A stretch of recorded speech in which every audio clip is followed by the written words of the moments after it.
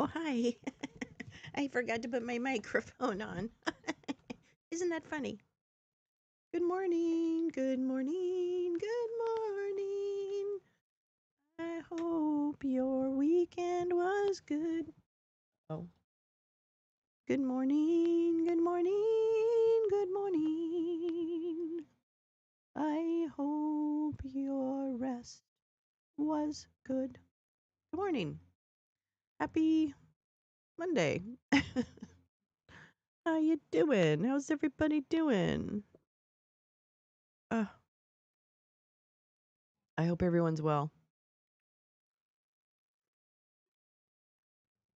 Well, well, well. What a crazy mixed up world it is. Isn't it? Crazy mixed up world. So, I had a great weekend. I literally the march on Saturday. Good morning, Badger. The march on Saturday was absolutely wonderful.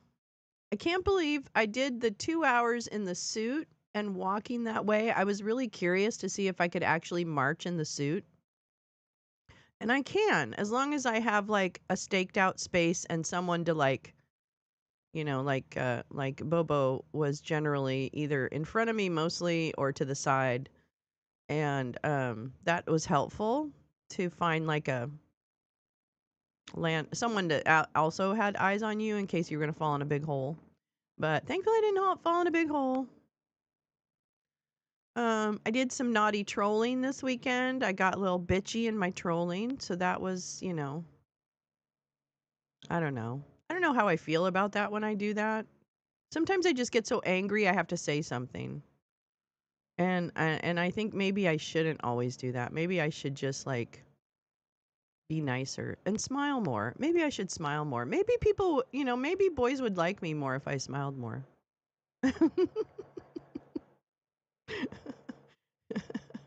Not that that's a huge problem, but I mean, oh well, I guess it is. You know. Hi Neil, good morning. Bonjour, mes amis. How are you? Welcome to Wake and Bake. The Lounginos and the Lounginas. That's right. He, she's, and theys. You are all welcome here at the Wake and Bake because despotism affects all of us. I'm getting really sad, and I think it's because I am reading too much and not and I don't understand everything. Hi Karen, how are you, darling? Aw, good morning, love. Good morning. It's so good to see you. I'm good. I did have a busy weekend. So on Saturday we went to the march and it was very good and everybody was so kind. They always are. And it was a wonderful march with a lot of families, a lot of kids, a lot of really diverse crowd, Latino crowd, white, Muslim, black, Asian. I mean, it was everybody. And it felt like a very LA moment where we uh, were coming together. And it was just a great day. What a beautiful march that was. It reminds me actually of my childhood when my family, if you've not heard me talk about this before, my father was an agricultural engineer. And what that means is that he invented and designed like large farm equipment, sprinkler systems, irrigation. That was mostly his and harvesting.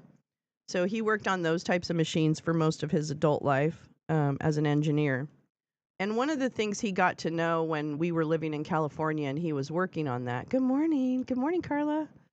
One of the things that happened when in the 70s when I was cognizant of what was happening and he was working, he became really engaged with the farm workers movement and with Cesar Chavez in San Jose, near where we lived.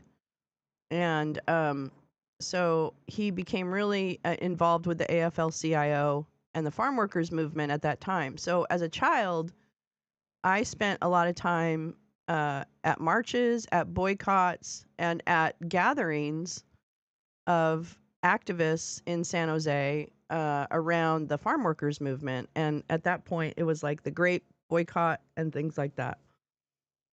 And when my dad would go out to like the Central Valley and look at equipment that he had designed and whatever, I would go with him. We would go with him, and it would be like, so I spent a lot of time like on farms in the Central Valley and in like the Salinas area with my dad, and just a lot of time in those communities, and it just really changed. I mean, it really shaped who I am, I think, because that was my first real cognizant knowledge of how the world impacts a lot of people, right? And the way that it was impacting farm workers in that particular moment. And so I really appreciate my dad uh, introducing me and us to that activism and to that cause in particular. Um, so I just really I have a really soft spot in my heart, especially around the farm workers movement.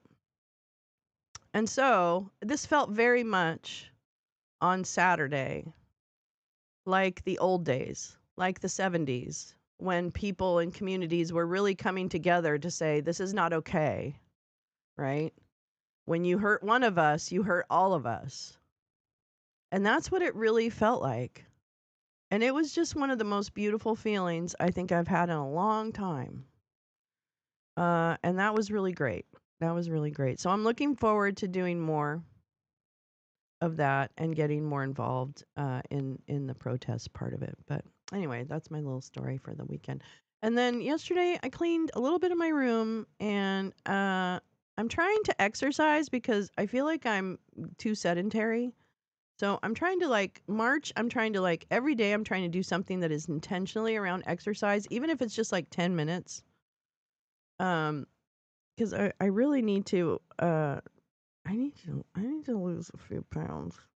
Okay, okay. so I need to kind of get back on that. Anyway, good morning. Good morning to Morning Confessions by Lolo. Muskie, Paulina. Oh my gosh, how are you? Adriana, yay. Mm-hmm. Chilling in the background, listening. Badger, I'm going to post a piece by Charlie Angus in Discord for you. I think you'll like it. Cool. Hi, Adriana. Hi, Neil. Paulina. Oh my God, my nose is running. Oh my God, my nose is running. Good morning. Good morning, starshine. The earth says hello. 15 minutes of elevated heart rate and core body temperature will release the feel-good chemicals in your brain. Hell yeah. Hell yeah. I know getting old is no joke. You can't let it like sit for a long time. You know what I'm saying? You can't. Do not let it sit around for a long time. Yeah, I'm just a little zoftig right now, and I'd like to like tone it up a little bit, and I don't know. Yeah, so I don't know. We'll see what happens. Yeah, hit the like. Yeah, damn it. Boost the algo. Well, well, well. Well, well, well. Hi, Badge. Welcome back from your phone call. Yeah, that drawing. Okay, so this is from Daily Cause. This Emperor Has No Clothes drawing that I just really loved, and I thought, oh, I'm gonna steal that. But it is Daily Cause. It came from them. But I just love it. I think we need much more Emperor. He really is naked. Anyway, so let me go back to why I was depressed this weekend. Or, whatever. Let's see. Let's put you right there. You're going to march into the fire. Burn it. Burn it. Burn it down. Here, we'll put him here. Burn him down. Anyway. So, as I intimated in my various social media posts, I'm getting a little obsessed with the economy right now. And don't get scared. I'm not going to fall into a big rabbit hole. A little bit of a rabbit hole, but just more of a orienting myself rabbit hole, right? So I really have been thinking a lot about or doing a lot of reading, and so I hope you'll forgive me as I take you along on a little bit of this journey. This journey could end up nowhere, by the way.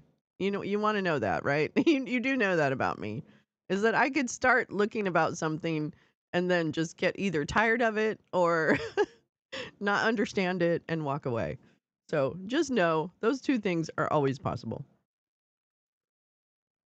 But I'm very fascinated by these different concepts and what ultimately this administration wants in terms of the economy. And I haven't done extensive study on it at all. So you will all probably go, "Hey, have you read this?" And I'll be like, "No, I haven't read that," which would be great. But this is my beginning of really trying to get my arms around what are some of the stories around the economy that we should be aware of, and what do economists think of where we are now and where we're headed, including those that may have more context about who the administration is and what they have already promised they would do. You know what I mean? Because sometimes those two things are different. Sometimes I notice that if there's not enough context given for why an administration is doing something, like background and what they've written, and all that kind of stuff, um, that's probably what I'm interested in, is people who understand the context and the players, and then their advice around, or not advice, but their information around the economy. And then there's just the regular economists who aren't really they're not, whether or not they're involving the intrigue and the ultimate goals of, radical monetary policy. I'll just say, I don't know if they really, I think they're looking at it at face value. And that's what I don't I'm encountering journalists that just take it at face value and don't look beyond, like, what could be the next phase for this group and what they're trying to, where are they advancing us to, right? So I haven't really found that yet. And if you have any suggestions, obviously it's great. Yes, Tom, I know you're going to yell at me around, already about Gary's Economics. You're going to be so happy. I have a fucking segment from Gary's Economics for us to watch. Oh, wait, I need to check on one thing. I want to see if Keir Starmer is supposed to speak. Hold on. But I think it's at 7:30. What the fuck is that? I don't even know what that is. Okay. Keir Starmer, I think, is supposed to speak at 7:30 my time. I don't know. Oh shit. Okay, yeah. 7:30. So we're going to check in with Keir Starmer in about 45 minutes and hear him address the House of Commons. And so that will be interesting. But first, what I want to start off with is a Gary's economics. Gary's economics.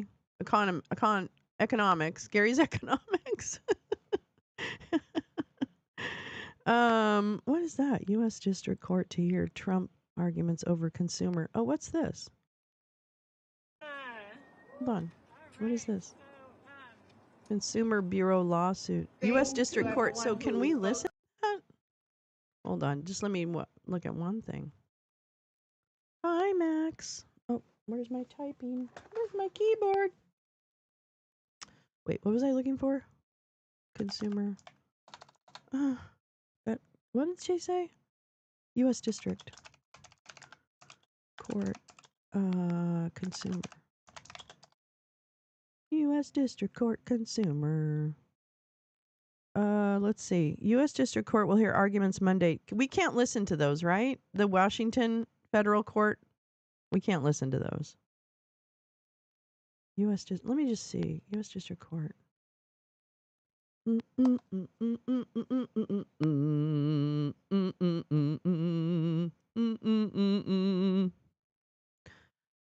do.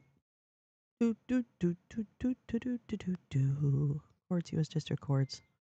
Overview, blah blah. Idiots. Idiots. Oh wait, I need to move the emperor.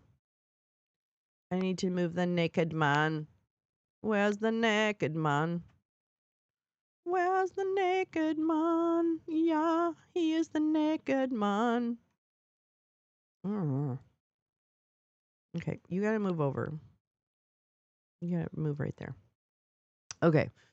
Oh my goodness. I feel like I'm coming down with something. That's what I feel like. My eyes are like all puffy and kind of. I can sense a little bit of congestion in my head. I do not want to. I'm not going to get sick. I don't want to. Am I going this way? Yeah, I'm going to go this way. Yeah, right? Yeah. Okay. Okay, so we're back on Gary, the course. Shh. We're not ready for you. Okay, make sure you have your coffee and really be all calm. The naked man was in Friday's late movie. Yes, he was.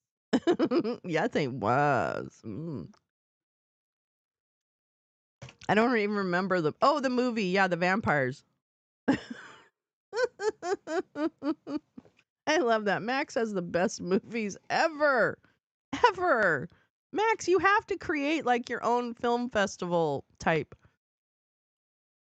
list. Curate like an entire film festival. God, that would be amazing. Okay.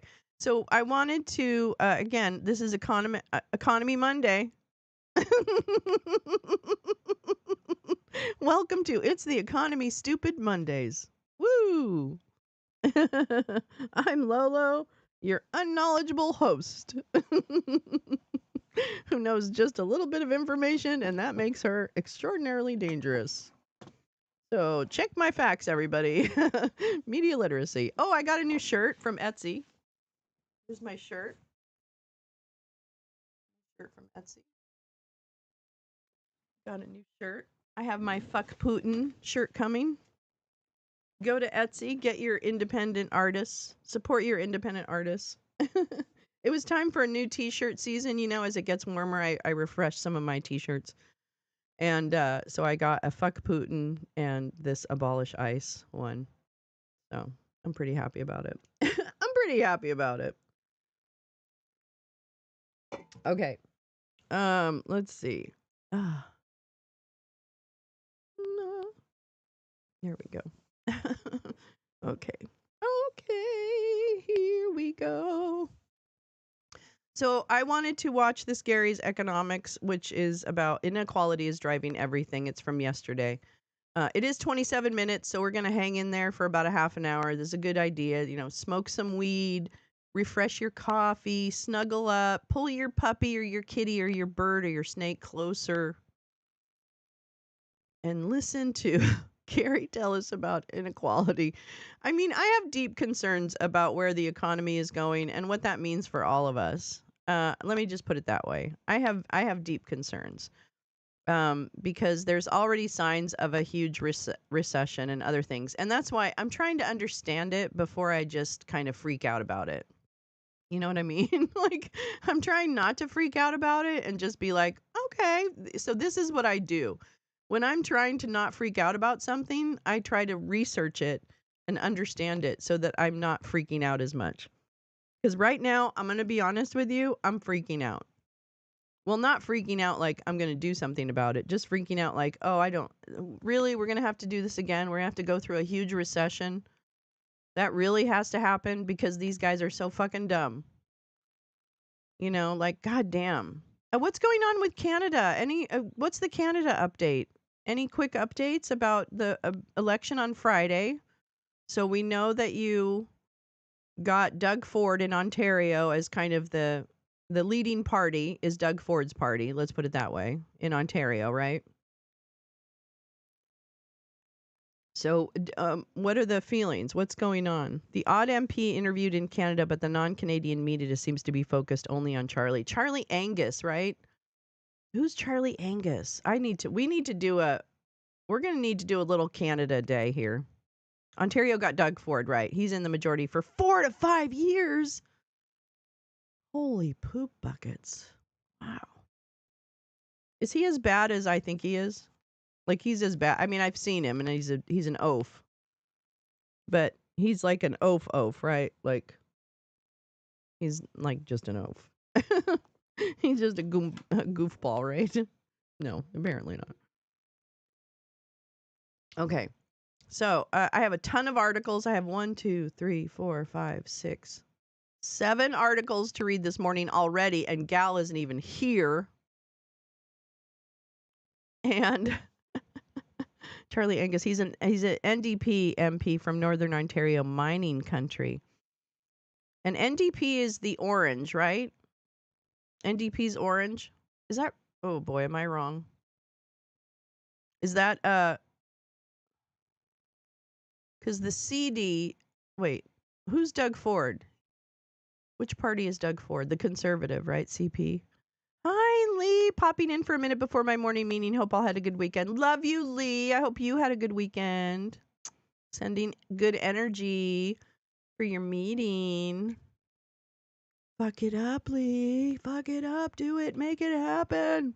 NDP orange. Very left. Yes, the very, very left. All right. Well, that's interesting. That's interesting. Well, okay. Well, an Ontario. Yeah, that I knew. I knew he was an Ontario Conservative. I just wasn't sure. The NDP, I was trying to remember in my head the letters. I'm going to make an intention to get much better about Canadian politics. I mean, I am. I'm serious. Like, I think I need to learn it more. I think I know a little teeny tiny sliver, but I need to know more of the, need to understand it. NDP like Democrats. Yeah. Right. Progressive, folks. Yeah. Well, that's good.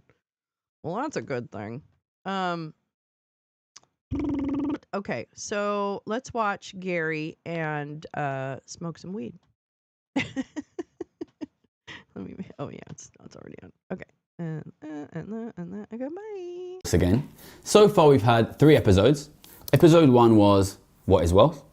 Episode 2 was what is wealth inequality and how does it affect the economy? And episode 3 was if inequality is so important, why don't most economists talk about it? Today we are going to explain how I came to travel from being a classically trained economist. I did my undergrad at London School of Economics and then I went to work in the city, to believing that basically contrary to most mainstream economic opinion, wealth inequality is actually the central problem that we're facing right now. Okay, so I studied economics from 2005 to 2008 at London School of Economics. It's a very elite economics university. It teaches economics in the classic way. It doesn't look much at inequality. So when I started my first job outside of university, which was as a short-term interest rates trader at Citibank, I wasn't really thinking about inequality or distribution at all. I started working full-time as a trader in June of 2008, which is obviously just before the Lehman crisis. And a big part of my job and the job of my team was to look at central bank base rates, central bank interest rates. So for example, in this country, the Bank of England, in the US, the Federal Reserve, and say, okay, what are they now? What are they going to be in 1 year's time, in 6 months' time, in 2 years' time? So this is kind of what you would call like a macroeconomic analysis job in a way. The central bank is supposed to control inflation. Basically, when the economy is weak, they cut the rates. When the economy is strong, when the economy is overheating from an inflation perspective, they increase the rates. So really what you're doing is you're looking at the economy. Is it going to be strong? Is it going to be weak? That was my job. That was my team's job. I started there in June 2008, which obviously is a few months before the Lehman crisis. In October 2008, the crisis sort of slowly bubbles. In October it explodes. Lehman goes under. There's this massive economic collapse. I guess some people who watch the channel now might be too young to remember that. There was a huge economic collapse. Tons and tons of people lost their jobs. It was an economic disaster, and central banks all across the world, including in the US, here in the UK, Europe, Australia, they all suddenly slashed their interest rates down to 0. This was like a really extreme measure at the time. So we're doing this video in the beginning of 2025. We had 0 interest rates quite recently. But at the time, in 2008, 0 interest rates, they were like totally new. except for in Japan, which had been happening for a while, like before the crisis, central banks would move interest rates from like 5.5 to 5.25. It was really that kind of like delicate fine tuning. And then suddenly in 2008, you have, oh my God, this is such a disaster. They're being cut from like 5.5 to 0. Well, technically 0.5, but this kind of thing across the world, effectively from 5.5 or 4.5 down to 0 in a matter of, a couple of months. Massive, massive aggressive cuts. So our job then as interest rate traders, from the perspective of predicting, is to look at the economy and say, okay, well, how long are these rates going to stay at 0 then? When are they going to come back up? How quickly will they come back up? What level will they go back up to?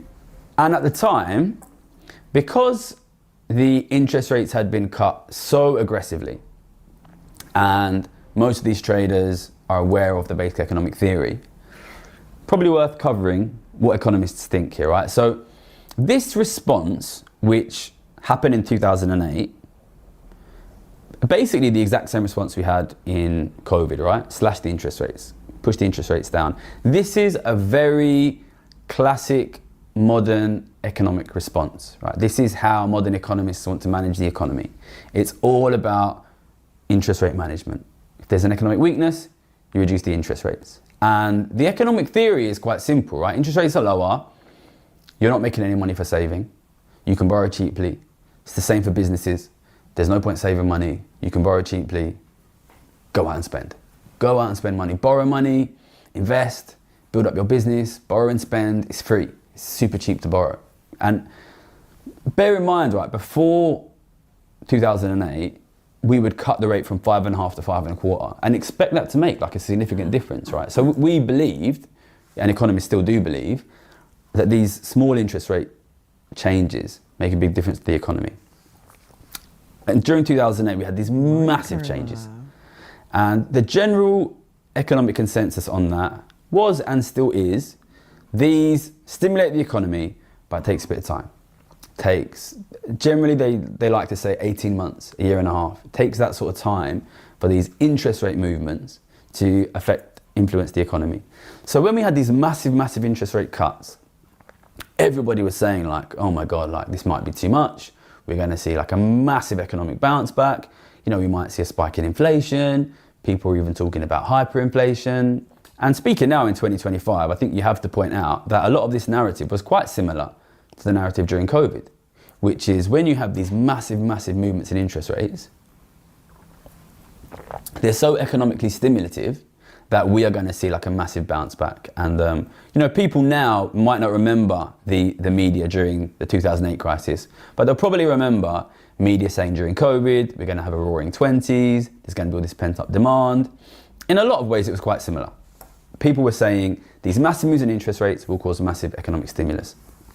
And basically, when you're a trader, you can just look at the markets, right? And the markets will say, we think interest rates next year will be X, right? So interest rates went down to like 0.5% here in the UK. It's pretty much the same, US, Europe. And you could say, what will they be next year? What will they be in 2 years' time? And everybody was like, well, we're going to have such a big bounce back that these interest rates are going to come massively up. I was really young, right? I was only 21. I turned 22 during the Lehman crisis. Very young, naive, inexperienced trader, fresh out of university, study economics. So you kind of accept it, right? And I was busy, trying to make money in other ways. There was a lot of sort of kind of easy money to be made at that time in my area. And I just kind of accepted. I wasn't really getting too involved in, looking at these economic predictions. And like most 22-year-olds fresh out of economics university, I thought, well, yeah, they're probably right. They probably know what they're talking about. This is Gary's and economics? I expected, like everybody else, He's talking about rapid the, recovery, rapid bounce back in interest current rates. economic situation. Obviously, we know now that didn't happen. So I sat through 2009 and the interest rates didn't go up. And people were kind of saying, well, it takes 18 months. So, this was a particularly bad crisis. Maybe it's going to take a little bit longer. Give it a bit more time. Excellent, Carla. So we get to the end of you. 2009 and the narrative is kind of unchanged. Okay, we were wrong. Rates haven't gone up yet, but next year rates will definitely go up. Obviously, again, we know now we sat through the whole of 2010 and rates stayed zero all across the world. And you know, I'm getting a bit older, getting a bit more experienced. By the end of 2010, I would have just turned 24, and I've got a couple of years experience as a trader now. We get into the beginning of 2011, and a lot of people don't remember this, but there was a kind of mini inflation crisis in 2011 that was quite similar in a lot of ways, although less extreme than the inflation crisis we had just after COVID, which was inflation shot up. It was much higher than the 2% target. I think it went up in this country to nearly 6%. I don't think it ever quite hit 6%. It was driven primarily by energy and food, similar to COVID. So we had this inflation crisis coming in the beginning of 2011. And then people were like, well, this is really going to be it now. You know, we not only have we got all of this money flooding in, and government's running a massive deficit, similarly to COVID. We had these quantitative easing programs, which were designed to push even more money into the economy. So you've got zero interest rates, quantitative easing, massive government deficits, just like COVID. All this money getting pushed in, so much money getting pushed in. And now you're starting to see inflation go. And everybody at the beginning of 2011 was like, well, now it's really, really going to happen. And by then, I was 24, and I'd witnessed, you know, 2.5 years, three years really, of like really, really bad economic predictions by not just the traders. Like, this is pretty much a broad economic consensus. You're always going to get a few people who disagree, but most traders, most economists said the same thing throughout. You know, they didn't predict the 2008 financial crisis. There was this famous moment when the Queen visited LSE. Did you hear about this? The Queen visited LSE. And just on some sort of visit, and she asked one of the professors, so why didn't you predict the economic crisis then? 2008 crisis comes, you know, some sort of lone voices called it, but in general, the economic establishment hadn't predicted it. Definitely nothing of that scale. 2009, big recovery didn't happen. 2010, big recovery didn't happen. We're sitting at the beginning of 2011, and everybody's like, no, we're going to have a massive recovery. And I had started to become, me too, like very cynical, basically. I was making £500,000 a year in my early 20s, and people around me are obviously making millions. And you see them just consistently wrong. You start to get to know these guys. And I was lucky, like I worked with some really smart people.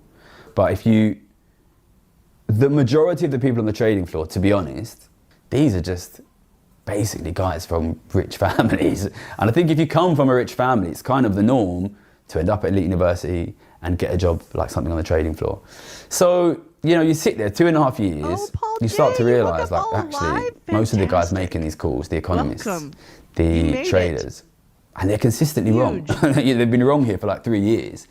And, you know, my job was to be a trader. So if you can out-predict these guys, you can make a lot of money. So I'm not going to pretend that my motivation was at all altruistic. It was like, you know, here I am, top degree from a top university, on one of the biggest trading floors in the world. You start realizing these guys around me, they're just wrong. They're just wrong. They're wrong every year. And you start realizing, well, I'm in as good a situation as anybody to figure out why these guys are wrong, basically. You know, I've got the elite degree just like everybody else. You know, I'm in the best place. These are the top paid economists. These are the top paid traders. And they're wrong. So it was actually really exciting, this exciting realization that you're here on the cutting edge of like a really important thing like economics, and everybody's wrong. So we need to figure out why they're wrong, because if we can make a ton of money. So I started to think a lot about, okay, well, what's the theory? And I've explained the theory to you, which is low interest rates get people spending because it's cheap to borrow money, there's no point saving money, so people should be spending. And that all the economic theory says that. People should be spending, people should be spending, people should be spending. And yet there I was, early 2011, and people were not spending. So there's, what you can do then, and what I was able to do is, you can kind of boil down this really important economic problem of why is the economy like consistently shit, to a much more objective, answerable question of why aren't people spending money? And I spent a lot of time thinking about that simple question of why aren't people spending money? And, you know, I was young, I was 24. You don't know that much when you're 24. I just went and started asking people. And I think this is where I had quite a big advantage over a lot of other economists, a lot of other traders, because I come from a poor background, I was just a lot closer to just ordinary people. And you know, if you ask ordinary people, and I did, God, and I I think have this is a that really refrigerator useful Cash thing App. to do. If you ask them, why don't you It's spend more just money? 11, You know, mine's the answer 11 then was cubic exactly the feet. same as what the answer now would be. I love my The vast majority of refrigerator. people It's just tiny. said, well, I don't spend any money because I don't have any more money. Like most people were basically, you know, They're so money in, money expensive. out. You know, That was so cheap. very It was often like money in was less than money $250. out. It's You know, been they were great. struggling to spend money, and I think this is No, it was like where my 300, experience was 300. different from a lot of economists and a lot of traders, because if you were to ask people from rich families that, they can't say that, and they wouldn't say that. It wouldn't make sense to say that. Most people great to from not have a rich huge families, refrigerator, they're not actually. constrained by their income. Their We income have is more two than their people, expenditure. so They for save us every it month. works. Maybe So with what I a was kid, it may seeing not work. was, I think, the correct answer to the very simple question, why aren't people spending money, which is the core question of why is the economy weak, which was that people didn't have any money. Which makes so much sense. And that sat in my head for a bit. And at the time I was working I was hoping with, this I'd wasn't hired such a retrospective, but a junior trader, an Italian guy. willing He's to in the hang book, with so I it. can't use his real name. In the book, it's called Tizzi. Really smart kid, Italian kid. Went to Bocconi, which is basically the Italian LSE. And I sort of like, I'd poke this question around I him. agree. Okay, well, why, maybe people don't have any money. And he would say, and we would discuss, the fact that it's kind of impossible for nobody to have any money. We've done videos on this channel about what is money, this kind of thing. Money is basically a spreadsheet. There's winners and losers. It has to balance out. It has to add up. That is the way our current monetary system works. So it doesn't make sense to say like nobody has any money. And furthermore, beyond that, like other than money, there exists real wealth. You know, we covered it on part one, what is wealth? And you know, the wealth wasn't disappearing. You know, the houses are still here. You know, the resources are still here. The businesses are still here. The buildings are still here. And that's what most of wealth is. So, you know, the wealth is not disappearing. Somebody has to have the money. And yet when you ask people why don't they spend money, they're like, well, I don't have any money. It kind of didn't make any sense. And that was bouncing around in my head, early 2011. And then I got called into a meeting. So I was still a junior trader then, but the previous manager had allowed me to come to like the meeting of all the senior managers to bring the sandwiches. So I was able to go to these like quite senior economist meetings. And a really good Citibank economist. You know, I'm sometimes quite mean about economists, but there are good ones. And I thought this guy was a good economist. He showed us all these slides going through the fiscal situation, the financial position of a lot of major world governments. So you probably remember, or maybe some people don't. In 2011, after this meeting, there was a crisis of the financial position of major European governments, and it was centered on Italy, Greece, Spain, Portugal, Ireland were the ones who were central in it. Before that crisis blew up, this guy kind of spotted all this. I love this guy. I absolutely love this guy. However, this is not what he's not. First of all, when you are more than halfway through and you have not yet given your thesis statement on inequality is driving everything. Sir, I'm not in the mood for your nonsense this morning, but I adore you. It's just I can't take it anymore. Sorry. No. Anyway, sorry about that. Well, you know what? They can't all I mean, I probably could have chosen better. But hi, peace, love. How are you? Oh my gosh. Here you are. You made it. So nice to see you.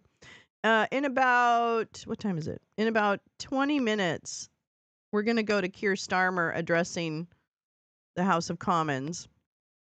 But I do have other things. Now, they're not quite as long as that. But I wanted to play this. This is the former Latvian. Where's my other? God, I feel like sometimes my videos disappear. What is this? Yeah, see, I'm a little scared. So I'm finding like new information providers, but haven't vetted them, you know. So my media literacy on some of the stuff that I've been listening to isn't as strong as it will be once I get a lay of the land in terms of who are the good voices in this.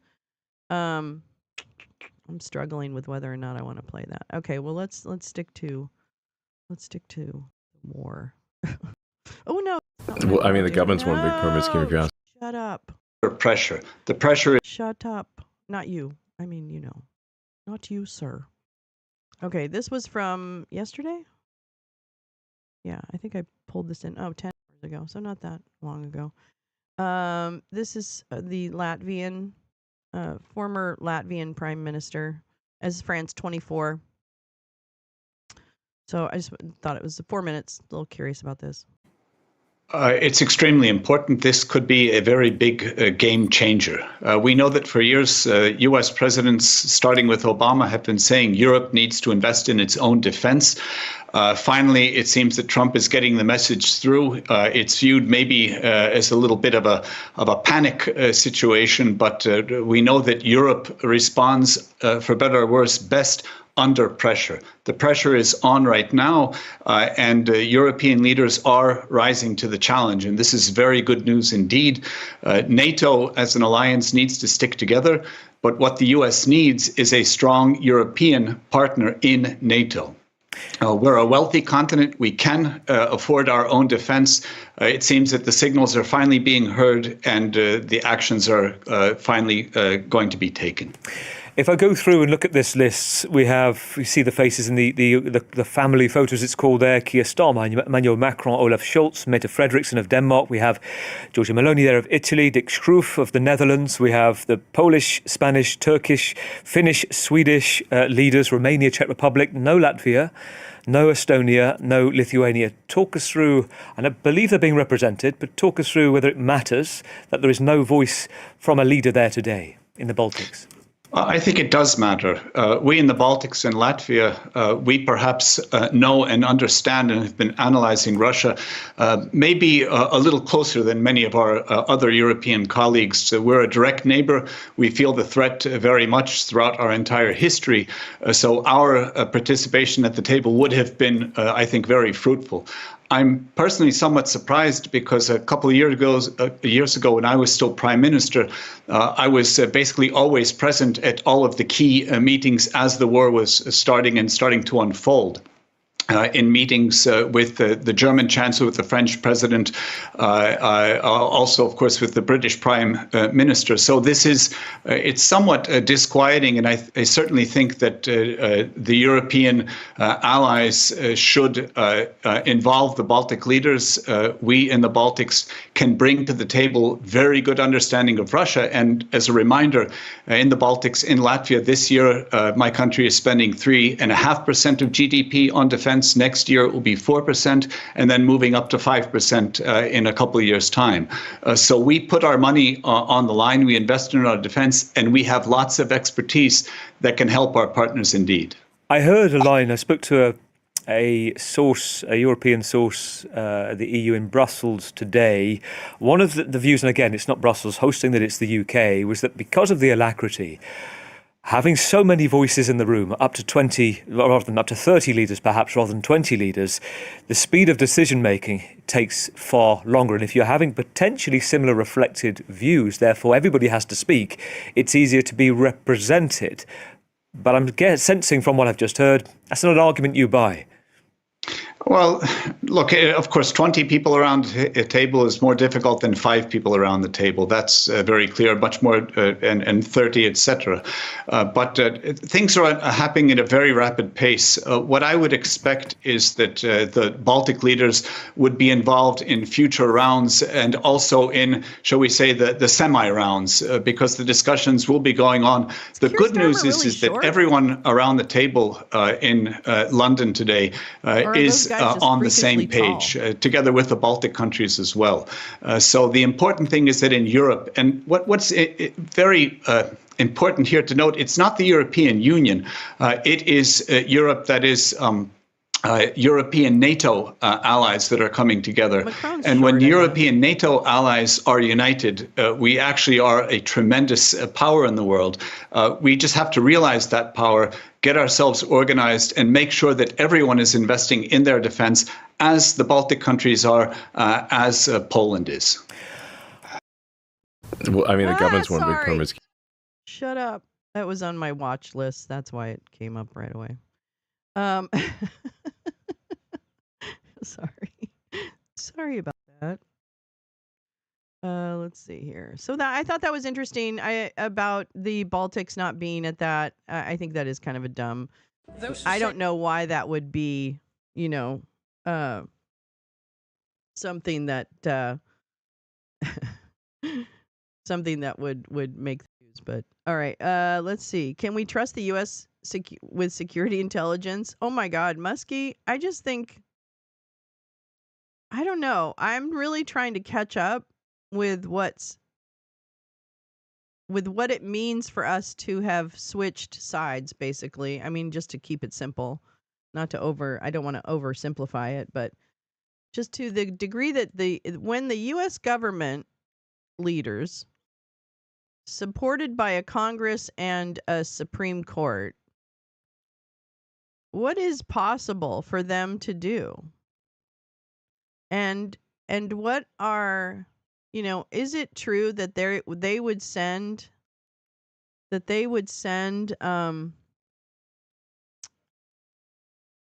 U.S. troops to fight against Europeans? I mean, does it get to that point? And I'm not trying to actually be like over emotional about it. I'm trying to actually understand the geopolitics of it, and what it means actually.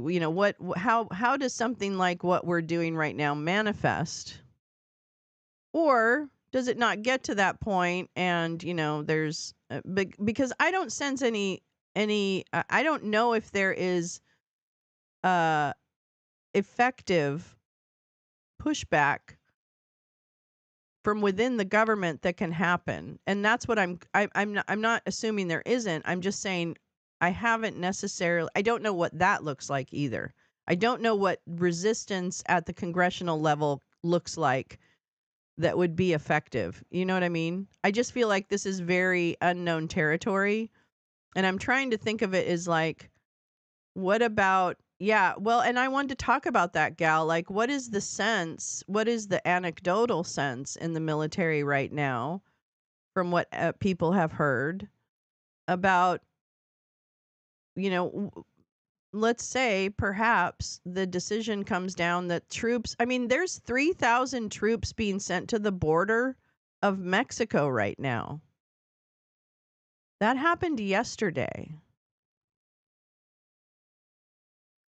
And that, I just really begin to wonder if, I can understand like bravado and putting out these really ridiculous fucking statements and these moves, like putting 3,000 armed troops on the border of Mexico.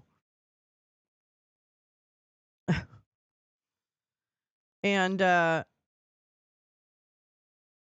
so those kind of boondoggles, I just don't know. Is that where they end it because they don't actually know how to implement the next step? Or I don't, yeah. See, the DOD is now doing a weekly propaganda video. Like, what must be happening with it? I mean, think of all the, well, and my other question too is, and I know there was something like Mike Flynn was making a joke, or a joke was made about Mike Flynn being offered about 10 jobs in the administration. What the fuck is he up to? What the fuck is he up to? What the fuck are all those dudes that we haven't heard that much from? What's Peter Thiel up to? And I've been doing some searching around. I haven't, I was working more on the economic stuff, but I kind of want to know, what are they saying these days? And of course, Gal and Jim are really good sources for what's happening with that, which I want to check in on some of that stuff too. But also a great read. Okay, let me tee that up. Over here. I teed that right up. Over here. Why is the Kremlin so hung up on smearing Zelensky? Wow. Okay, so thank you, Gal. You shared this astonishing speech by Danish Prime Minister. Sounds good to me. Oh, I remember this meeting. Okay. And this is almost 4 minutes. I have a feeling here about Trump. The end goal is to get hands on Mexico. Oh, so here's the thing. Paulina, you're absolutely right. I mean, this is the game. Because then I was making a bunch of notes last night with all my questions. About like, what is the end game? Like, what did I say to myself? So it's kind of like, so I also think, I'm sorry, I'm rambling a little bit, so forgive me. I also think, in terms of end games, and I realize that end games are only, in the movies, right? But what might a movie ending look like for these guys, right? And given how shocking some of their moves have been to date, what leads me to believe that we wouldn't see some of these strange outcomes? And I don't know. And the other questions I have in my mind are, how long does something like this take? How long does it really take? Like, what was I reading about the other day? Well, just like, if they start to go after Medicaid, and well, they are going after. But if he truly, yesterday or this weekend, I guess, Elon was talking about Social Security and saying, people live longer now. And so we don't have enough money to keep paying on this commitment that we've made. He literally said that out loud in great detail about the fact that it doesn't make sense that America has this commitment to people to pay them until they die because people are living too long now.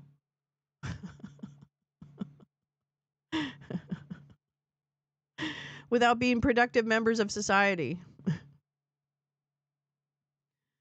And so, yes, when I then think about Endgame, I think the old and weak gone, and that working, like almost like the science fiction piece of this for me is the data centers become the major employer and the corporations that own the network states, right? So if there are entities that own the network states, and those are, then your employment options are somewhat limited to the data center in your network state, because there's probably going to have to be a data center in every network state, and to power all the fucking AI and shit.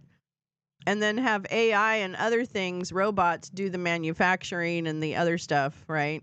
So it's a shift in like the workforce. And I don't know, this is why I'm trying to learn, because my mind goes to, like stuff like this.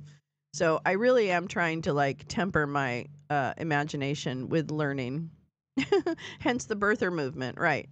Because you need more workers. Because the data centers, they're already telling us the data centers are going to need a ton of energy and a ton of whatever. And we also need, and we need immigration to keep. So it's an interesting, and that's why it's important to get all the billionaires in the country and sell those gold cards. I'm not laughing, really. I'm crying, but I'm trying to laugh. Hi, Edward. With a simple Neuralink implant, your grandma can be a productive member of society. There you go. That's probably a good plan. That's probably a good plan. That's absolutely it, Cam. That's absolutely it. Like literally, and neural, and and then I was thinking, because I'm in the economics headspace right now so deeply, because I'm in that economics headspace, I'm thinking about payment systems, right? And that's this kind of dollar manipulation that the Trump administration is into. I have a bunch of stuff teed up on the Mar-a-Lago Accords and how they want to eliminate debt. I don't totally understand how that works, so I'm trying. Again, I'm in early days of my learning, so apologies that you have to put up with that. But I think it's interesting if they crash the dollar, and then the transition is to the blockchain. That's why circling back to what you said a long time ago, Paulina, which is it's all about the minerals and the resources, right? It's basically the resources. It's the resources. So, if that's where things are headed, then I don't know. I wonder how long it takes for something like that to be implemented. And yeah. So sorry, that was a real big. Real big lead up to nothing. Musk and Mother fucking May, fucking bitch, white supremacist. Yes, Flew to DC on Air Force One back to DC. They now have. I heard they were staying. I don't know if they have a room. I imagine they have a room. I would imagine they have 2 rooms. No, this is now a monarchy. I put up a picture yesterday of his motorcade driving in to go golfing. It was the hugest motorcade I've ever seen, even on a president, to go golfing. And that's how we have a king. See the emperor's new clothes in the corner? That's from Daily Cause. I stole that from Daily Cause. Yeah, going golfing while South Carolina is burning. Yep. Screw the people. And the people are resources, Paulina. I think the humans, for people like Musk, are the resources who can, do what robots can't. Ooh, I got a file of Palantir co-founder Alan Karp's new book. You might hate to read it, but I'll send it to you. I do want to read it. I absolutely want to read it. Absolutely.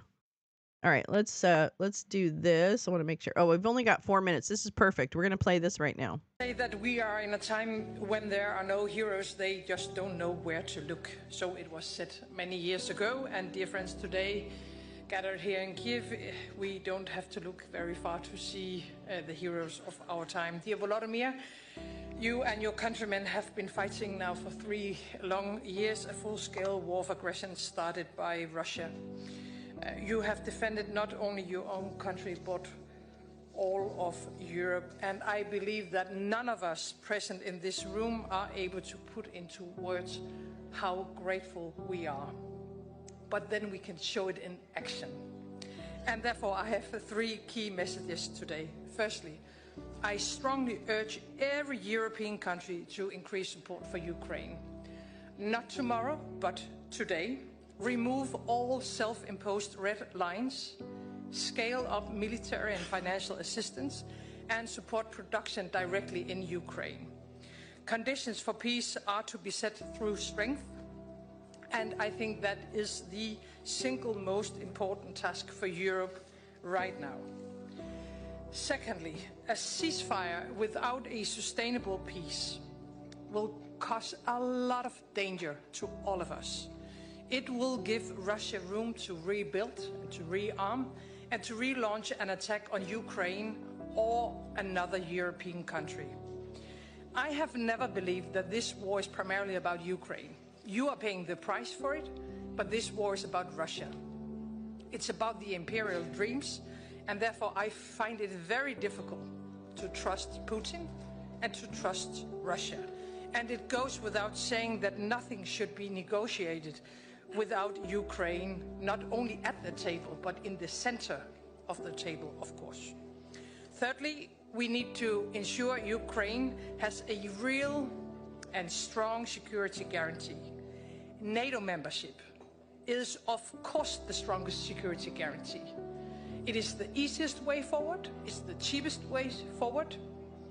I know that some allies are against this, and therefore I ask the question, if we cannot give you membership of NATO, and I think it's the only way forward, then we have to find another way to provide Ukraine with a clear long-term security guarantee. Let me just conclude by saying that the best things about heroes is that they always win at the end.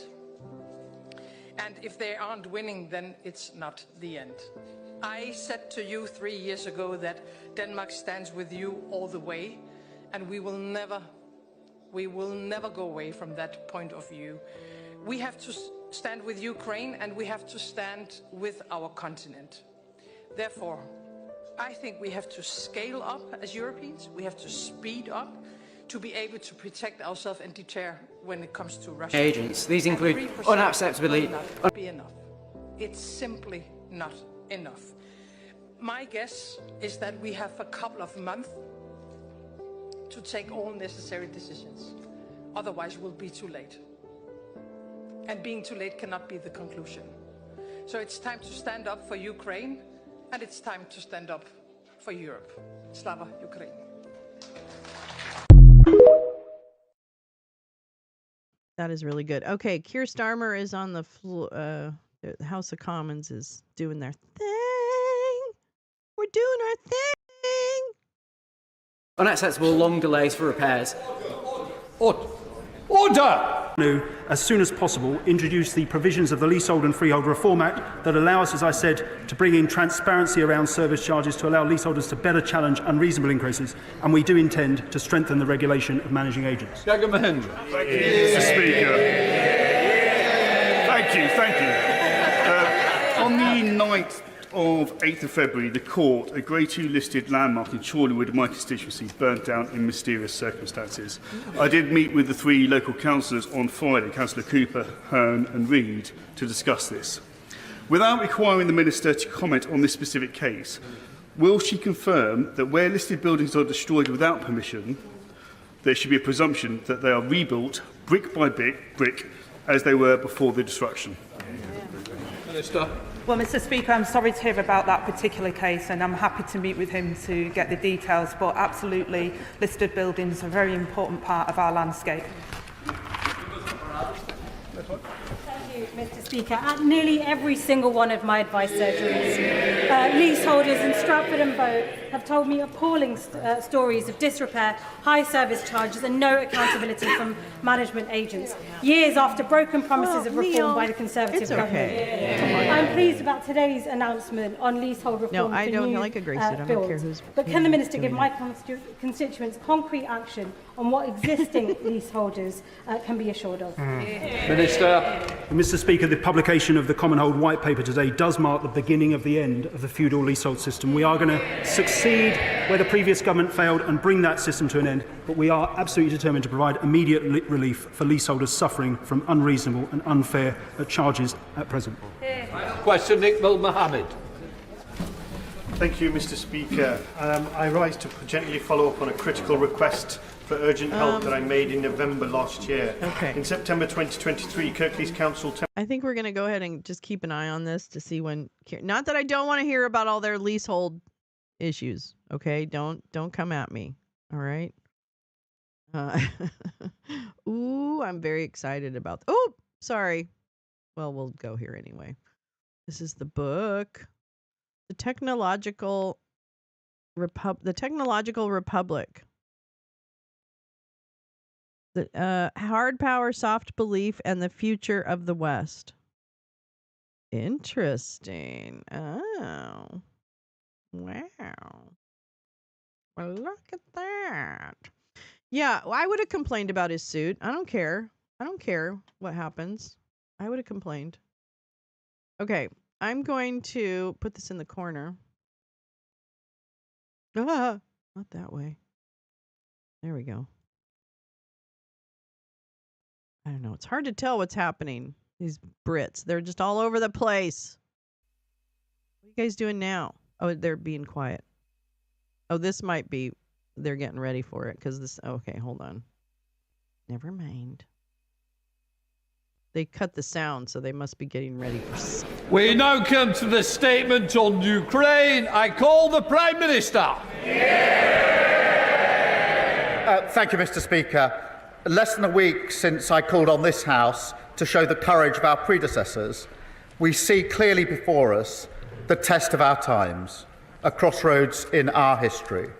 So with permission, Mr. Speaker, I'll update the House on my efforts to secure a strong, just and lasting peace following Russia's vile invasion of Ukraine. Mr. Speaker, it begins in this House, where on Tuesday I announced the biggest sustained increase in defence spending since the Cold War. A recognition of the fact that once again we live in an era where peace in Europe depends upon strength and deterrence, but also a rediscovery of the old post-war argument, long held on these benches, that economic security is national security. Because, Mr. Speaker, the demands we now have to make of Britain must come alongside a new foundation of security for working people. The tough choices that we made last week, they are not done. We must use the process of getting to 3% of our national income spent on defence to fundamentally rebuild British industry, use our investment in military spending to create new jobs and apprenticeships in every part of the country. And that's why last night I announced a deal that perfectly symbolises the new era. A partnership with Ukraine that allows them to use £1.6 billion of UK export finance to buy 5,000 air defence missiles manufactured in Belfast. Mr. Speaker, that means UK jobs, UK skills, UK finance pulling together for our national interests, putting Ukraine in the strongest possible position for peace and protecting innocent civilians from the terror of Russian drones. Mr. Speaker, my efforts continued on Thursday when I met President Trump in the White House to strengthen our relationship with America. Now, what happened in his subsequent meeting with President Zelensky is something nobody in this House wants to see. But I do want to be crystal clear. We must strengthen our relationship with America. For our security, for our technology, for our trade and investment. They are and always will be indispensable. And we will never choose between either side of the Atlantic. In fact, Mr. Speaker, if anything, the past week has shown that that idea is totally unserious. Because while some people may enjoy the simplicity of taking a side, this week has shown with total clarity that the US is vital in securing the peace we all want to see in Ukraine. So I welcome the opportunity for a new economic deal with the US, confirmed by the President last week, because it's an opportunity I'm determined to pursue. I welcome the positive discussions we had on European security, including his clear support for Article 5 of NATO. I welcome the understanding from our dialogue that our two nations will work together on security arrangements for a lasting peace in Ukraine. I also welcome the President's continued commitment to that peace, which nobody in this House should doubt for a second is sincere. Mr. Speaker, I now turn to the events of this weekend and the moving scenes that greeted President Zelensky as he arrived in London on Saturday. Mr. Speaker, I saw for myself he was taken aback when the crowd in Whitehall cheered at the top of their voices, and they were speaking for the whole of our country. A reminder that this government, this House and this nation stand in unwavering support behind him and the people of Ukraine. Mr. Speaker, we resolved together to move forward the strong cause of just and lasting peace in Ukraine. And then on Sunday, I hosted European leaders from across our continent, equally committed to this cause, including President Macron, Prime Minister Maloney, the leaders of NATO, the European Commission and Council, and the Prime Minister of Canada, a vital ally of this country, the Commonwealth and Ukraine, responsible for training over 40,000 Ukrainian troops. I also had the privilege beforehand of speaking online to the leaders of Estonia, Lithuania and Latvia, each of whom, as close as they are to the front line with Russia, stressed the urgency of the moment. And, Mr. Speaker, it was a productive summit. Together we agreed a clear strategy that the United Kingdom, France and our allies will work closely with Ukraine on a plan to stop the fighting, which we will then discuss directly with the United States. It's a plan that has 4 clear principles, which I'll now share in full with the House. First, that we must keep the military aid to Ukraine flowing, keep increasing the economic pressure on Russia, and to that end, alongside our partnership on air defence, we're doubling down on military aid. Already this year, we've taken our support to record levels. But on Saturday, we also agreed a new £2.2 billion loan for Ukraine, backed not by the British taxpayer, but by the profits from frozen Russian assets. Second, Mr. Speaker, we agreed that any lasting peace must guarantee the sovereignty and security of Ukraine, and that Ukraine must be at the table when negotiating their future. That is absolutely vital. Third, we agreed that in the event of a peace deal, we will continue to boost Ukraine's defences and Ukraine's deterrence. And finally, fourth, we agreed to develop a coalition of the willing, ready to defend a deal in Ukraine and guarantee the peace. Mr. Speaker, after all, the Ukrainian position is completely understandable. For them, the war did not begin 3 years ago. That was merely the latest and most brutal escalation. They have signed agreements with Putin before. They've experienced the nature of his diplomacy and the calibre of his word. We cannot accept a weak deal like Minsk again. No, we must proceed with strength, and that does now require urgently a coalition of the willing. Mr. Speaker, we agreed on Sunday that those willing to play a role in this will intensify planning now, and as this House would expect, Britain will play a leading role with, if necessary, and together with others, boots on the ground and planes in the air. Mr. Speaker, it is right that Europe do the heavy lifting to support peace on our continent. But to succeed, this effort must also have strong US backing. I want to assure this House I take none of this lightly. I've visited British troops in Estonia, and no aspect of my role weighs more heavily than the deployment of British troops in the service of defence and security in Europe. And yet I do feel very strongly that the future of Ukraine is vital for our national security. Russia is a menace in our waters and skies. They've launched cyber attacks on our NHS, assassination attempts in our streets. In this House, we stand by Ukraine because it's the right thing to do.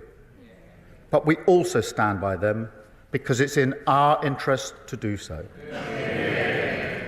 Because if we do not achieve a lasting peace, then the instability and insecurity that has hit the living standards of working people in Britain, that will only get worse. And Putin's appetite for conflict and chaos, that will only grow. So a strong peace, a just peace, a lasting peace, that has now to be our goal. It is vital, it is in our interests, and its pursuit, Britain will lead from the front for the security of our continent, the security of our country, and the security of the British people. We must now win the peace. And I commend this statement to the House. I come to the Leader of the Opposition, Kemi Bedrock.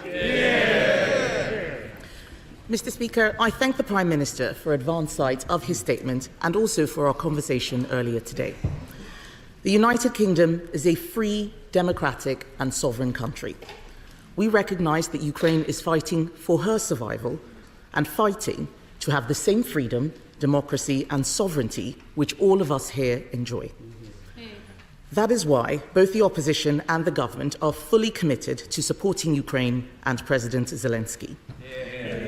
I was also glad to see His Majesty the King welcome President Zelensky at Sandringham. As I said at the weekend, President Zelensky is a hero.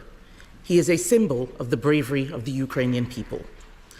There are, of course, many areas where the Prime Minister and I disagree, but now is the time for us to discuss where we do agree. I welcome all of his actions this weekend to convene European leaders, as well as the focus on economic security using UK export finance to support British jobs. As the Prime Minister knows, we welcomed the uplift in defence spending to 2.5% of GDP by 2027. We also support the use of foreign aid to achieve this. We welcome a commitment to reach 3% in the years ahead, and we will support him in taking difficult spending decisions, including on welfare. And we will return to the details of how the government will fund this in the near future. But for now, it is right that the Prime Minister is working with allies in Europe and with the United States to bring peace to Ukraine and not a surrender to Russia. As part of this, the Prime Minister has suggested that British troops could be deployed in Ukraine. There are obviously a range of possible options for what such a deployment could look like, and we are keen to work with the government, but we will need details of any such plan. This will be a difficult but significant step. I know many in Parliament and across our country will be interested in what this entails, and I ask him to work with us so there can be effective scrutiny. I also welcome the coalition of the willing to support Ukraine and agree that Europe must do the heavy lifting.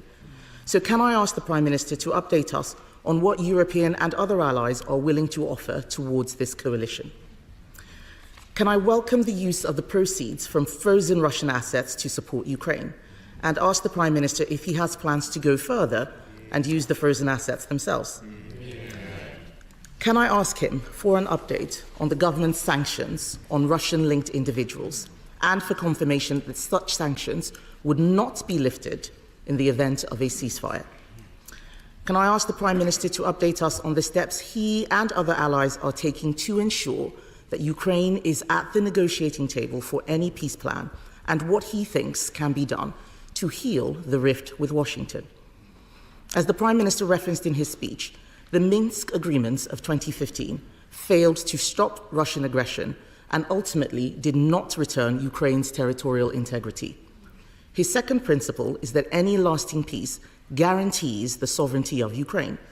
So can I finally ask how the Prime Minister will work to ensure we avoid a repeat of the Minsk agreements, and how we can ensure that any peace fully protects Ukrainian sovereignty? At times like these, it is so important that we stand together to defend shared values and the fundamental, basic principle that aggressors should not win. The Prime Minister will have our support to do that and to ensure that we continue to uphold those values all of us in this Parliament hold dear. Prime Minister. Can I thank her for her message in our discussion this morning? And can I thank the Leader of the Opposition for her support for the measures that we are taking? It matters across this House that we are united on this issue. It matters to the Ukrainians and to President Zelensky. And I can tell you that he was moved by the reception that he got in our country on Saturday. And I can tell you I felt very proud to be British on Saturday when our country spoke with one voice, and she reflects that with the unity across the House, and I do thank her for it. She asks about the details of any deployment. We will, of course, put details before the House when we get to that stage, if we get to that stage. And as I mentioned to her this morning in our phone call, I will make sure that she gets whatever briefings she needs to be able to look at the detail before it's put before the House, so she's fully informed. On the question of other allies, we had a long meeting yesterday with a number of allies. My strong view is that we have to move forward, we have to lead from the front, and therefore we need a coalition of the willing, because otherwise we will move at the speed of the most reluctant, and that will be too slow. A number of countries and allies indicated their support. They will set that out in due course. I won't pretend that every country is in the same place on this issue. That is why I and others took the view that we should take a leading position and move forward. But I will give further details as they become available. On the question of the frozen assets themselves, obviously the proceeds, the profits, are being used in the way that the House understands in accordance with the statement I just made. On the assets themselves, it is a very complicated issue, not straightforward, but I do think that we need to do and are doing more work to look at what are the possibilities, at least, along with other countries. But I'm not going to pretend that this is simple or straightforward. On the sanctions, why not? we introduced the heaviest sanctions last week that we've put in place. And she is quite right. They must not be lifted just because there's a cessation in the fighting. They must be kept in place as a vital part of our armoury, something which didn't happen with Minsk. And she's quite right to say that we have to avoid the mistakes of the past, which is why a security guarantee is so important. A guarantee that we should lead, but needs US backing if it's to act as a proper guarantee. And of course she's right to say Ukraine must be at the table in any discussions about the future of Ukraine, and I think that's a common position across the House. Thank you. The Foreign Affairs Select Committee, Emily Thornbury. Dame Emily Thornbury. Very much, Mr. Speaker. We all watched with alarm and distress the scenes from the White House on Friday, but equally were, across the country, extremely grateful that we had a Prime Minister who had such a pitch-perfect response at the weekend. And as he works towards a just peace for Ukraine, he has the support of the whole country in doing so. But here is the question. The Prime Minister said on Laura Kuenssberg on Sunday that following the cuts to the aid budget, that he would go through line by line to ensure that the priorities of Ukraine, Sudan and Gaza were all prioritised in a lasting peace. The difficulty is that after refugee costs, admin costs, the department's commitments and things like the World Bank and the UN are taken into account, it's hard to believe that there will be enough left in the budget to provide meaningful humanitarian support in these priority areas. So does the Prime Minister understand the concern of so many that these cuts could in fact, in the long term, hobble the very leadership that the Prime Minister has shown this weekend and that he has finally given the world some hope? Well, I thank her for her question, and it's a very important issue. What I did last week was to announce the biggest sustained increase in defence spending since the Cold War, and the circumstances and the context require it. And that decision had to be made, and I was determined that it would be fully funded so the House could see where the money would come from. On the question of overseas aid, I am committed to it. What we will now do is go through line by line the funding and look at our priorities. Of course, Ukraine, Sudan, Gaza are right up there in our priorities.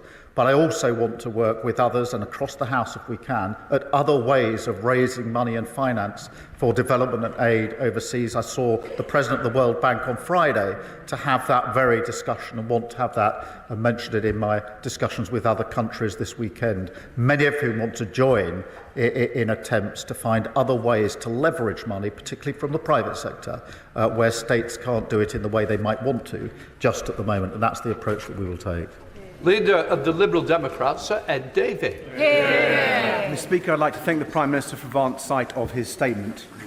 We were all horrified by Friday's scenes in the Oval Office. President Trump's attack on the brave and dignified President Zelensky left everyone shocked and appalled, except, it seems, the honourable member for Clacton. Nobody else watching those scenes could fail to understand that we've entered a new era, one where the United States prefers to align itself with tyrants like Putin rather than its democratic partners. On these benches, we've supported the Prime Minister's actions and leadership. Britain leading the world, as we have so many times in the past, bringing together Europe and Canada in London to work towards a just peace that guarantees Ukraine's sovereignty and security. But, Mr. Speaker, we need to reduce our dependency on the United States. Because I say with deep regret, I fear that President Trump is not a reliable ally with respect to Russia. And with that regard, did the Prime Minister discuss with our European allies our proposals for a new rearmament bank and for seizing the tens of billions of pounds worth of Russian assets to support Ukraine? And in his conversations with the Canadian Prime Minister, was he clear that we stand with our Commonwealth ally in the face of President Trump's threats? Mr. Speaker, many of us were confused by Lord Mandelson's comments yesterday. So can the Prime Minister confirm that they do not represent government policy? And does he agree that the British ambassador should not be freelancing on American TV? Mr. Speaker, the Prime Minister will have our support if the UK continues to lead with our European and Commonwealth allies for Ukraine's defence and our collective security. I thank him for his question, and he talks about the scene on Friday there's afternoon. No Marjorie Taylor Nobody wants to Greene see yet. that. My response was to recognise the urgency of the need to repair the breach, which is why I spoke to President Trump and President Zelensky on Friday night and again on Saturday night, and are continuing in that work, because for me the single most important thing is lasting peace in Europe and Ukraine, and nothing is going to deter me from that or lose my focus on that. On the dependency on the US, I don't agree with him.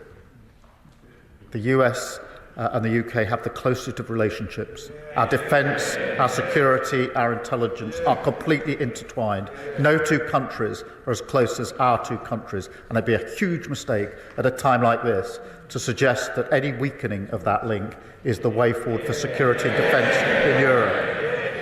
On the question of a rearmament bank, yes, I do think we should continue discussions with others as to what the possibilities could be, and that formed some of the discussion yesterday with our allies. Again, on assets, he knows the situation is complicated, but there are ongoing discussions. I spoke at length with the Canadian Prime Minister yesterday because we had a bilateral meeting as well as the meeting with other colleagues, in which I was able to assure him of our strong support for Canada, a close ally of ours, a strong supporter of Ukraine, and Canada have led the way on the training that's been so vital to Ukraine. So they were very welcome at the table yesterday. In relation to the ambassador's comments, look, the plan is clear. We're working particularly with the French. I've had extensive conversations with President Macron over the last week, intensively over the weekend, talking to Ukraine as well. Those are going on at the moment, and the intention is to then have discussions with the United States in relation to that plan. So as soon as the details are available, I'll share them with the House, but they are still being worked on at the moment. There's no guarantee of success, but I'm not going to let up until we have done everything we can to ensure peace in Europe and peace for Ukraine. Chair of the Defence-led Committee, Tamanji Singh Desi. Thank you very much, Mr. Speaker. I welcome the Prime Minister's statement and the warmth of his welcome and hugs for President Zelensky and his show of leadership on defence and security matters in our continent as he hosted his Sunday summit of leaders in London.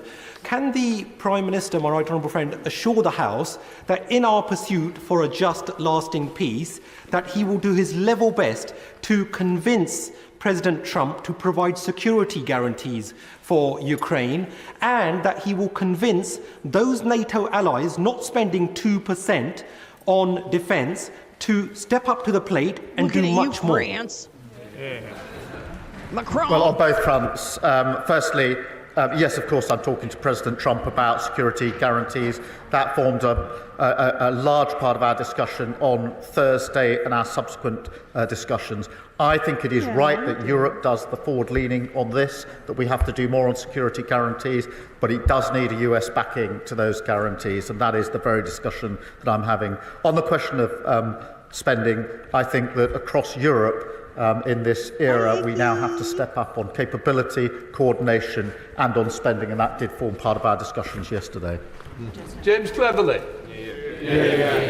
Thank you, Mr. Speaker. I find myself in the strange and rather uncomfortable position of very much agreeing with the Prime Minister on everything he has said today. And whilst I often take great delight in criticism of the government, I think this weekend he has not really put a foot wrong.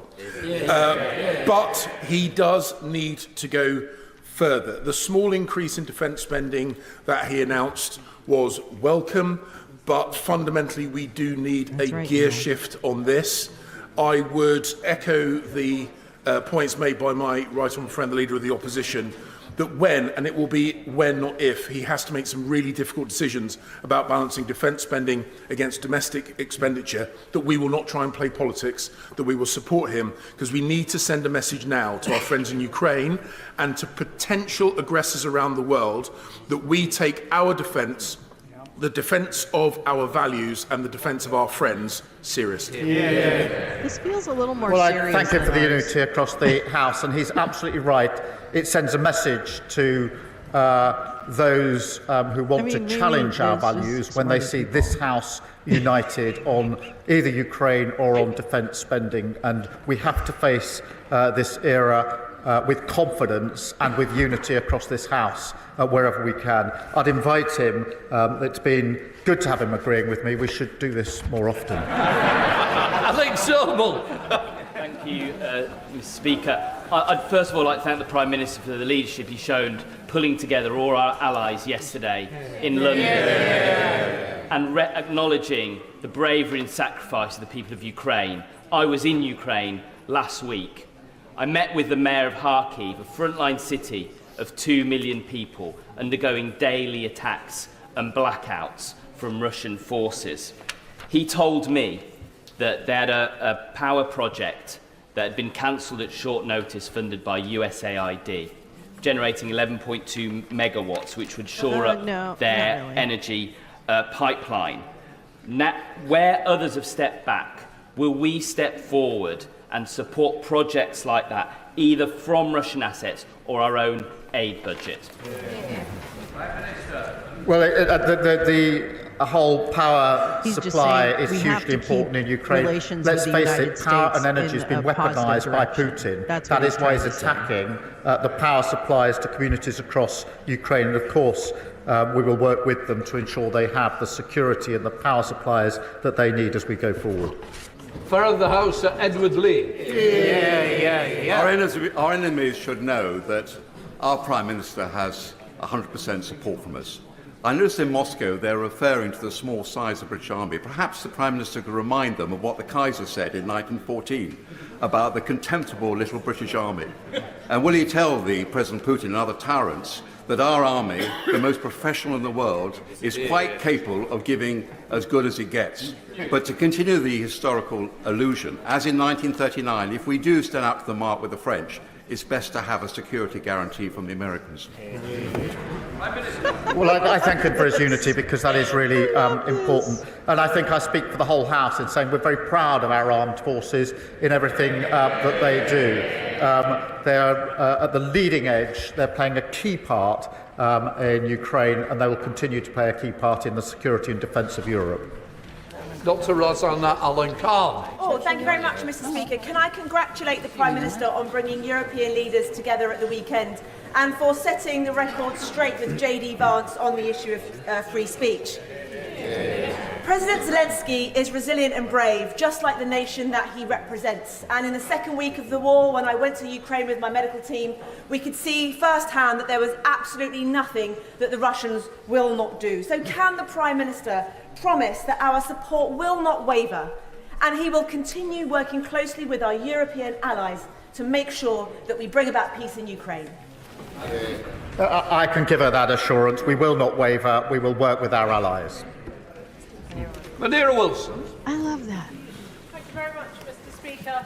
I welcome the Prime Minister's statement and his unequivocal support of the United Kingdom for President Zelensky and Ukraine.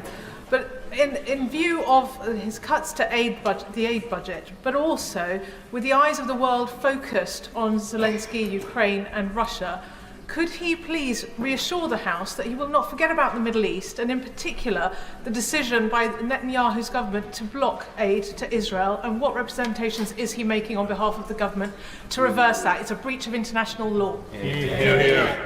Well, let me be really clear. The decision to block aid into Gaza is completely wrong and should not be supported in this House. On the contrary, what we need is more aid going into Gaza, desperately needed aid at speed and at volume, and we're making those representations. Cat Smith. Speaker, can I congratulate the Prime Minister on his strong leadership in his response to the fast-moving events of the weekend, and ask whether or not he will recommit to increasing international aid spending to 0.7% when the fiscal circumstances allow. Yes, I do want to restore aid and development funding as soon as fiscal events allow. It's a principle I believe in. I'm proud of what we've done. In the meantime, I want to explore with others what other levers we can have. to increase aid and development the without bald guy necessarily behind increasing him, I'm the spend totally crushing within on. That's the government defense budget. minister, Stephen Flynn. and he Speaker, is fucking there are many issues on which the amazing. Prime Minister and I will passionately disagree, but when it comes to the security of Ukraine and support for President Zelensky, we are, of course, united. And I, too, would wish to commend the Prime Minister on his announcement yesterday and, indeed, his leadership in the summit with our European allies and, indeed, our Canadian allies, too. No, the one sitting Unfortunately, this behind the afternoon it's been Prime reported Minister. that President Trump is set to meet with American aides to discuss withdrawing military aid to Ukraine. Are these reports something that the Prime Minister recognises? And if so, what impact will that have upon the timetable he and President Macron are currently working to? Like, I think he would be a great smuggler. I haven't You know? seen reports I'll show of him. the US There he is. withdrawing support for Ukraine, and as I understand, that is not their position. I thank him for his support on this issue, although I was somewhat concerned that the SNP is continuing its suggestion that now is the time to abandon the nuclear deterrent. If ever there was a time to reaffirm support for the nuclear deterrent, it is now. anyway, We it's not giving him mustn't justice reduce right our now, but I'm gonna tell you security right now, and that defence. man's I think hot. it is a completely wrong-headed decision. They should reconsider. But when he talks, Derek Chwing. oh my God. Thank you, Mr. Speaker. Again, the actions of the Prime Minister this week demonstrated why UK leadership in defence and security on Ukraine is crucial. I also agree with the Prime Minister whole that thing it's is a important dating app to for me. No, strengthen our relationship with the US. But can I ask him, in the coming months, will he consider It's a bunch of whether we thirst should be traps. bringing forward a proposal to hit 3% spend before the next election? We need to do what it takes. I just have a different taste than a traditional. I set out our position last week, which is 2.5 by 2027 and 3% in the next Parliament as fiscal as fiscal circumstances allow.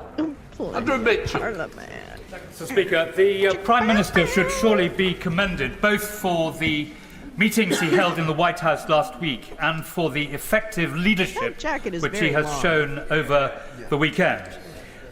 Will he bear in mind, as he seeks to forge this coalition of the willing with urgency and vigour, that the GDP of Russia is some $2 trillion. The GDP of the 6 European members of NATO, most committed, is more than 7 times that, at $15 trillion. And that should surely add to the effectiveness of the deterrent and the work that he's now doing with European allies. I thank him for raising this point. And we mustn't lose sight of the fact that the Russian economy is being damaged by the measures that we are collectively taking, particularly on sanctions. And we should have self-confidence in the ability of Europe to pull together, whether that's on military issues, whether it's on finance issues, for the collective security and defence of Europe. And that is why I think it's time, we've said it many times, that Europe needs to step up. Now is the time to step up. Now is the time to lead. And that's why I was pleased that we moved things on a little bit in the last few days in that regard. Emma Lolo. Thank you very much, Mr. Speaker. And I thank the Prime Minister for his statement today and his continued strong leadership. In contributing troops, drones and other munitions, Russia's allies remain active participants in Russia's illegal war in Ukraine. Can the Prime Minister please assure the House that alongside our allies, Russia's strategic partners are being closely monitored during ongoing peace efforts? She's absolutely right, and we continue to do that. We need to bear down on Russia and all of those that support Russia in this illegal war. Helen Maguire. Thank you, Mr. Speaker. We welcome the increase in defence spending, but when I served there was over 100,000 troops and today there's just over 74,000. It's essential that we reverse the Conservatives' irresponsible 10,000 troop cuts. Will the Prime Minister commit to reversing this devastating cut so that the UK can credibly support collective European security in the absence of US support? First, we're going through a strategic review of our capability gauging against our challenge, and obviously I'll put the results of that before the House in due course. I would just caution against perhaps the suggestion, if I got it right in the second hand of her question, that somehow we should take this as a moment to go it alone without the US. I fundamentally disagree with that. I think it would be the wrong. We've never chosen that course in our history. We shouldn't choose it now. Joyce Fenton-Glenn. Thank you, Mr. Speaker. I thank the Prime Minister for his statement today and his diplomatic efforts to restore our international reputation since taking office. But can my honourable friend confirm the basic principle that no decision can be made about the future of Ukraine without their elected leadership in negotiations, and that any ceasefire must be adhered to by Russian aggressors and not just the Ukrainians? I agree on both propositions. Right, Ukraine needs to be at the table. There have to be security guarantees. I'll link this obviously, and I'm sure you can find it everywhere. But we have some. Well, I missed that. There's some shit happening. Hold on. Oh boy. Okay. First that.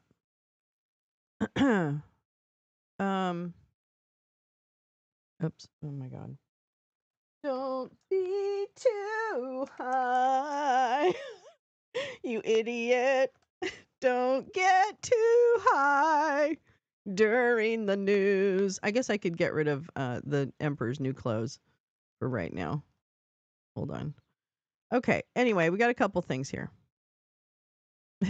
Yeah. Okay. Jaw-dropping corruption in the U.S. Trump's billionaire crypto czar is heavily invested in a fund whose top 5 holdings are the 5 in the U.S. government crypto strategic reserve, which I have an article that I'm going to read to you about it. Mere hours before Trump announced it, someone sniped it. What did we talk about last week? Bye, Neil. Love you so much. Have a great lunch. How fun. Ciao, bella. I can't believe they're doing this, okay? So this crypto strategic reserve, whatever, we're going to learn about that. But they're sniping it. They're sniping it. What the fuck? Sniping it. Right now, Bitwise Invest is celebrating because the main crypto coins going into the Crypto Strategic Reserve Fund just so happen to match Bitwise's top 5 crypto holdings. Bitcoin, Ethereum, I don't know. Bitcoin and obviously Bitcoin and Ethereum as other valuable cryptocurrencies will be the heart of the reserve. I also love Bitcoin and Ethereum. These coins are all pumping like crazy on the Strategic Reserve announcement. Oh, Solana, Cardano, Ripple, Bitcoin, and Ethereum. Okay. Which means Bitwise Invest and its investors, like David Sachs, who works in the White House. He works. Whoops. Oh shit. He works in the White House. He works in the White House. They dumped this morning. Everybody.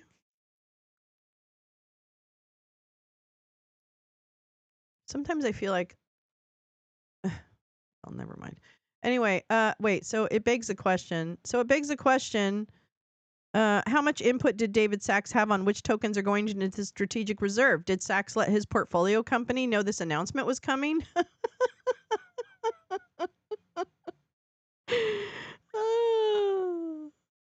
24 hours ago, someone took 200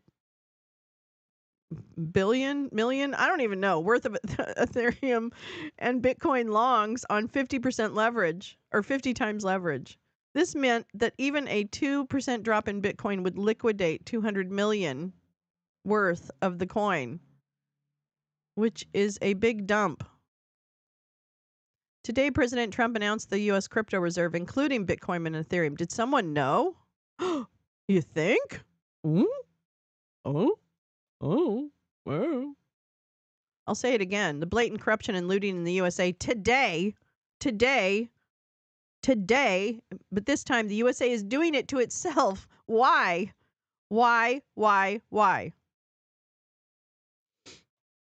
Now the oligarchs are directly in charge. It was always run on behalf of oligarchs, which I agree with you, Ben.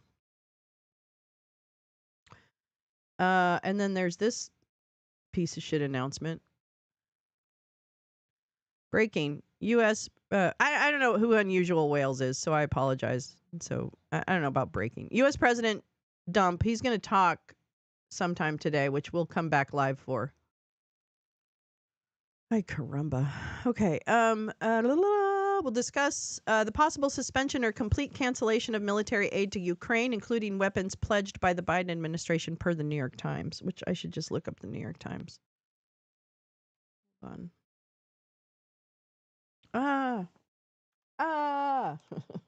Oops, that was it.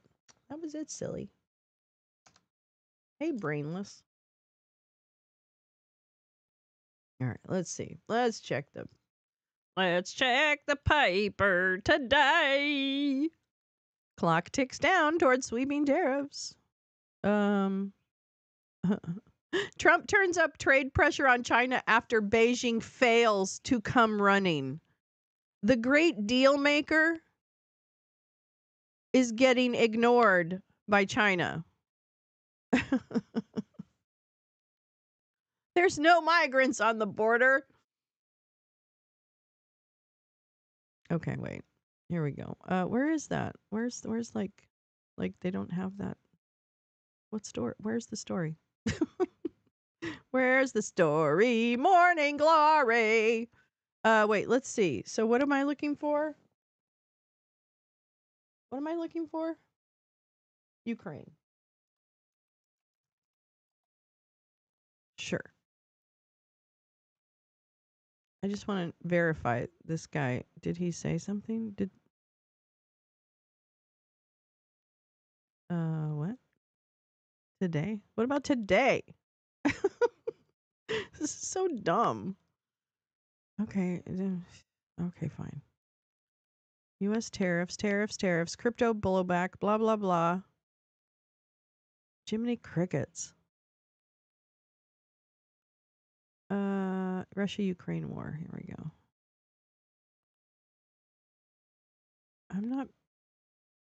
I'm not seeing the verifying on that. Oh, it's a propaganda account. It's usually ahead of the right-wing talking points. Oh, I see. Okay. Yeah, I don't see anything in the New York Times. So we'll have to see what he says. Maybe he knows what he's going to say. That could be. They're pretty dumb about that. More of a heads up. I see. Okay. All right. Oh. Media literacy. Fuck. All right. This I grabbed through the archive my new favorite thing in the whole widest world. I wonder if the announcement of the reserve was the pump scam. It reminds me of what Musk did with Doge, the Dogecoin. Yes, it did. That's right. He did do that. I know. China's like, exactly. You're right, Muskie. China hates Trump. They know he's a buffoon. And if they wait long enough, they know he's going to cave. It's so funny because he's like the complete opposite of what he says. I'm the best deal maker. He's like the shittiest deal maker. And if he doesn't get what he wants, he just lies about it. I'm not surprised, Jim Nalgren. I'm not surprised more. I bet you a bunch of people have stolen a bunch of cryptocurrency. I have no doubt in my mind that that's actually happening. But I wanted to. Oh wait, let me just check and make sure there's because I thought we had one more thing to do. Wait, I want to find out when. Shoot, when is that? Oh, here we go. At 9. Okay. All right. So, well, when is Dumpy Dump speaking? Oh wait, here we go. Investment 10:30. Okay, so that's 2 hours from now. Okay. All right, then I'm probably gonna come back for that too, by the way, just so you know.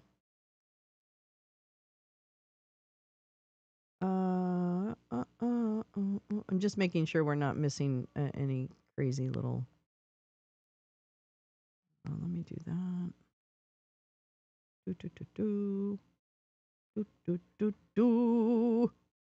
Okay.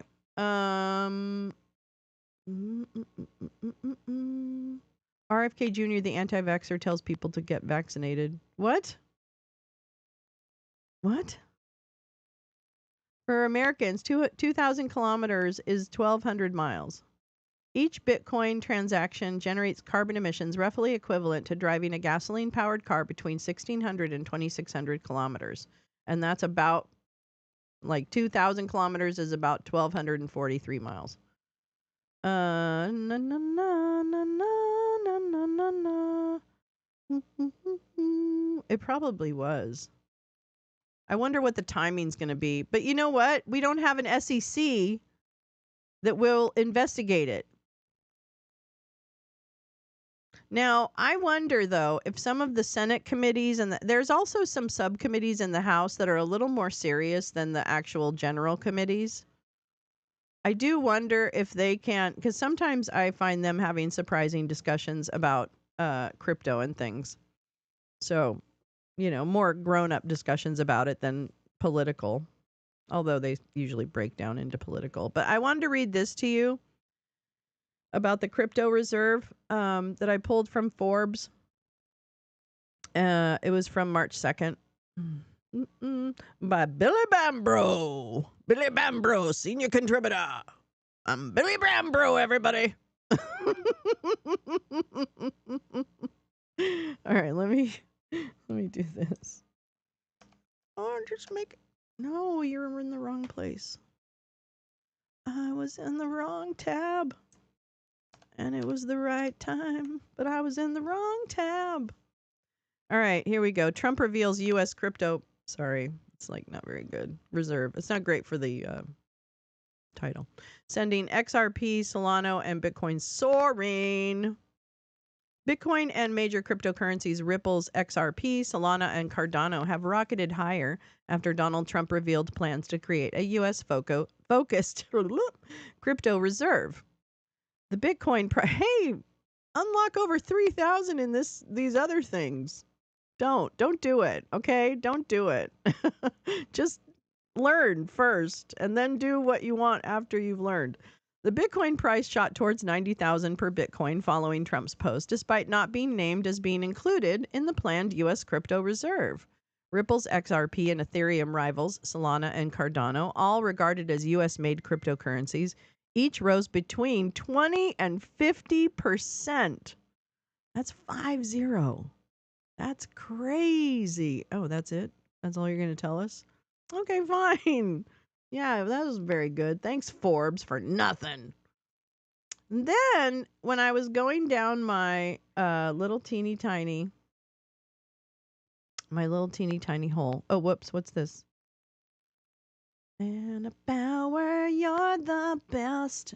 Oh, Amy Barrett Jackson. Okay, wait. Let me pull this over. Hold on.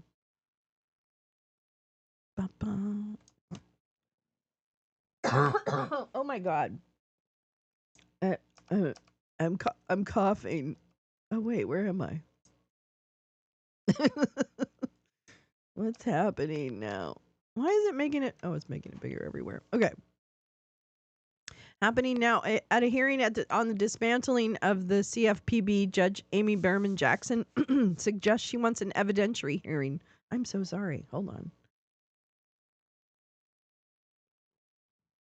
I'm all choked up. Judge Amy Berman Jackson, forgive me, to government counsel. One of the big defenses of all this is that this is normal, that this is what happens when the new team comes to town. When Reagan took over from Carter, did he fire all probationary employees, shut the building, and stop all work? Counsel, I'm not familiar with that. So apparently Amy Berman Jackson is ripping the government a new asshole.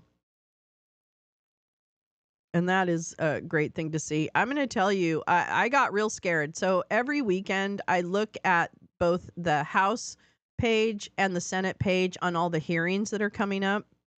And traditionally, my eyes are always drawn to the hearings. You know, that's where a lot of the drama is and all that. But you know what, where the meat of the matter is coming in, and I said this last week, I think, is in the rules in the committees where they're going through the appropriations and the spending and the amendments and things like that that come in. And there's a couple of things this week that are legitimately frightening to me. Let me just see if I can tell you about a couple of them. For example, providing on this is one that we're going to do this afternoon at 1:00. I mean, it's going to be a long day. I'm just telling you. I don't know what to tell you. But the Committee on Rules will meet on Monday, March 3rd at 4 p.m. Blah, blah, blah, ET. Here we go. The first one is Resolution 42, providing for congressional disapproval under Chapter 8 of Title 5 United States Code of the rule submitted by the Department of Energy relating to, quote, energy conservation program for appliance standards, certification requirements, labeling requirements, and enforcement provisions for certain consumer products and commercial equipment.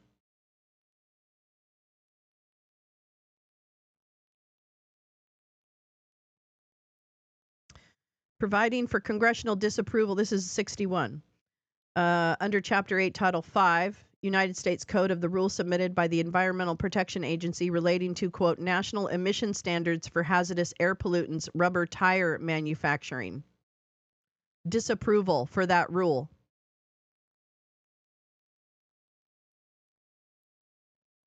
I'm going to read that again. Providing for congressional disapproval of the rule submitted by the EPA relating to the national emission standards for hazardous air pollutants, rubber tire manufacturing. No regulations on the emissions. No regulations on the emissions for rubber tire manufacturers. I've got one more. House, Resolution 11, or Senate rather, providing for congressional disapproval under Chapter 8 of Title 5 of United States Code of the rule submitted by the Bureau of Ocean Energy Management relating to, quote, protection of marine archaeological resources. That's this afternoon.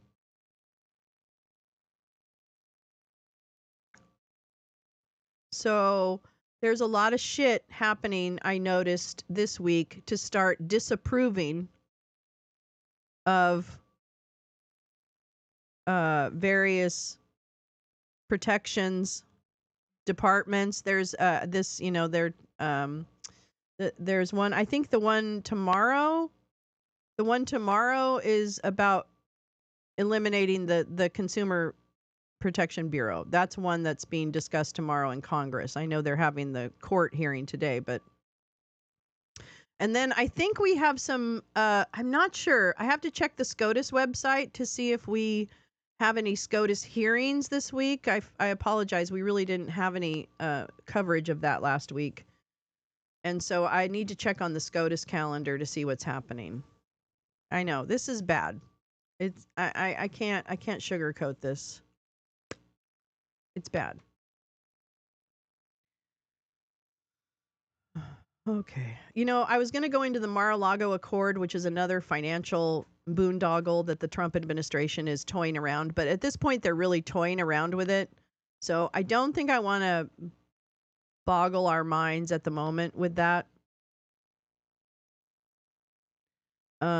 So a little bit of a switch in the programming. There is one website I wanted to talk about. I wanted to read this that I was drawn to as I was researching kind of the economy, kind of trying to, I didn't go, when I was in college, I studied Russian, right? I didn't study like economics or other things. And then I became a stockbroker by accident, I got a job as a phone operator in a brokerage firm, and then I just kind of grew up and went through my licensing and all that kind of stuff. So I wasn't even a financial person when I got my job. I was a phone operator. And then it was like, it was in my lap, right? I was lazy. So anyway, the point is that I don't have a deep knowledge of how economies work and money supply and all of that stuff. So I just started writing and doing some research this weekend about, what the fuck is happening? Like, how can we even forecast what might be happening or understand some of the components when people talk about recessions and other things that they are concerned about.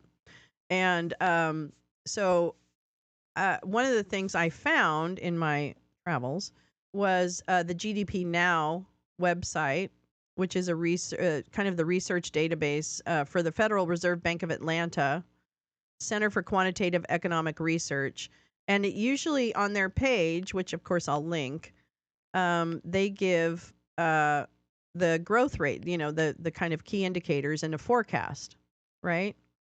Yeah, exactly. People will purposely buy non-Energy Star appliances. I guess some would, but are manufacturer going to gamble on that? My power bill is lower. I think you're going to see the Energy Star go away. I don't think there's going to be another Energy Star. I think you're going to have, I don't know what you're going to have. That's fine. Coal. I don't know. I'm just kidding. All right. So I haven't read this yet. This is their report. And I think it's, I don't know how recent this is, but, February 28th. Okay, here we go. So the growth rate of the real gross domestic product is a key indicator of economic activity, but the official estimate is released with a delay. Our GDP Now forecasting model provides a nowcast of the official estimate prior to its release by estimating GDP growth using a methodology similar to the one used by the U.S. Bureau of Economic Analysis. I wonder if they still exist. Does this one still exist? Where are they, I wonder? I kind of want to find out. Hold on. Okay. GDP Now is not an official forecast of the Atlanta Fed. Rather, it's best viewed as a running estimate of real GDP growth based on available economic data for the current measured quarter. There are no subjective adjustments made to GDP Now. It's solely on the mathematical results of the model. In particular, it does not capture the impact of COVID-19 and social mobility beyond their impact on GDP source data and relevant economic reports. Blah, blah, blah, blah, blah, blah. Recent forecast for the GDP model. Let's see. So latest estimate on the GDP is 1.5%, February 28th. And let's see. Okay, so here we go. The GDP model estimate for real GDP growth, seasonally adjusted annual rate, in the first quarter of 2025 is negative 1.5% on February 28th, down from 2.3, a positive. It was negative 1.5% on February 28th, our GDP as a country. Okay? It was down from 2.3% on February 19th after recent releases from the U.S. Bureau of Economic Analysis and the U.S. Census Bureau. The nowcast of the contribution of net exports, what we send out, to first quarter real GDP growth fell from negative 0.41 percentage points, so almost half a percentage point negative, to negative 3.7 percentage points, while the nowcast of the first quarter real personal consumption expenditures growth fell from 2.3 to 1.3%. All to say that what I have been reading is that consumer confidence is down because of the uncertainty of the world. Thank you, dump bitch. You dump bitch.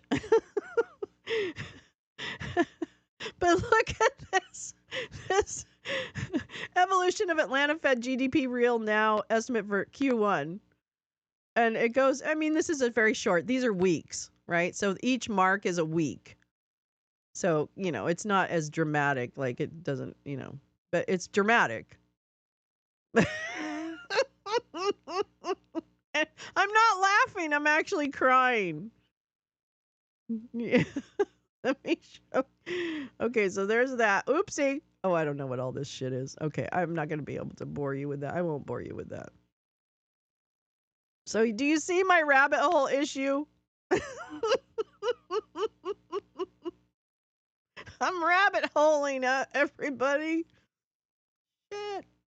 Shit. We're all okay with foreign interference now, or am I misunderstanding? She tries to say that was her law firm, not her getting the money. Wait. I gotta catch up with you guys. Wait. I don't know. It's just that they won't. Actually, I think you're right, Karen. It's just that they won't have the requirement to label it or anything. You know what I'm saying? And they could probably buy cheaper parts. I mean, I think there's a million ways they could cheapen the production. Yeah, like people will purposely buy yeah. I guess some would. No, I don't think they will. I think you're right. People would not they're not really going to distinguish. Even the chuds aren't going to really give a shit. It could be labeled Energy Star and they'd be like, whatever. Is it cheaper? You know, like they don't really care. I'm sure they do market research, and MAGA probably doesn't want that either. Only billionaires don't care about energy savings. But see, and this is where I'm really trying to understand the brain space for this, right? The brain space about, and I even made some notes about it last night. Well, oh, and the other thing I wanted, wait, let me call out some stuff about this morning.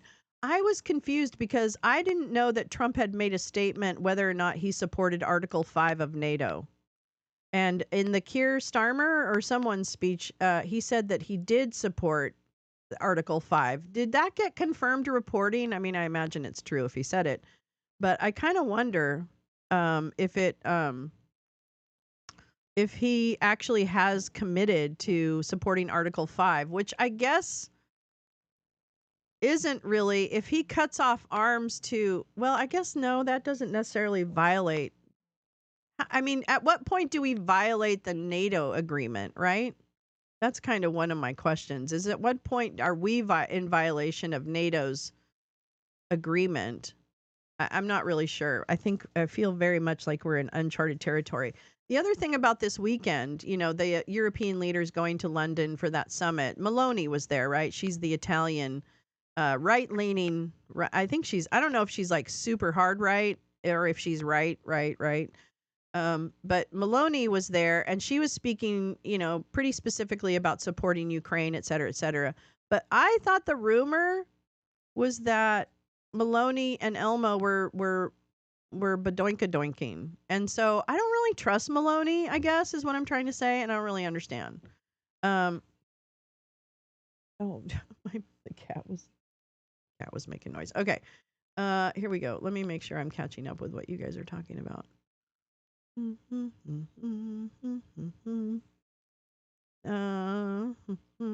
don't think they're going to do market research, Karen. I think they're just going to say, what's the cheapest way we can produce these? Now that we aren't going to be regulated for our parts we use, right?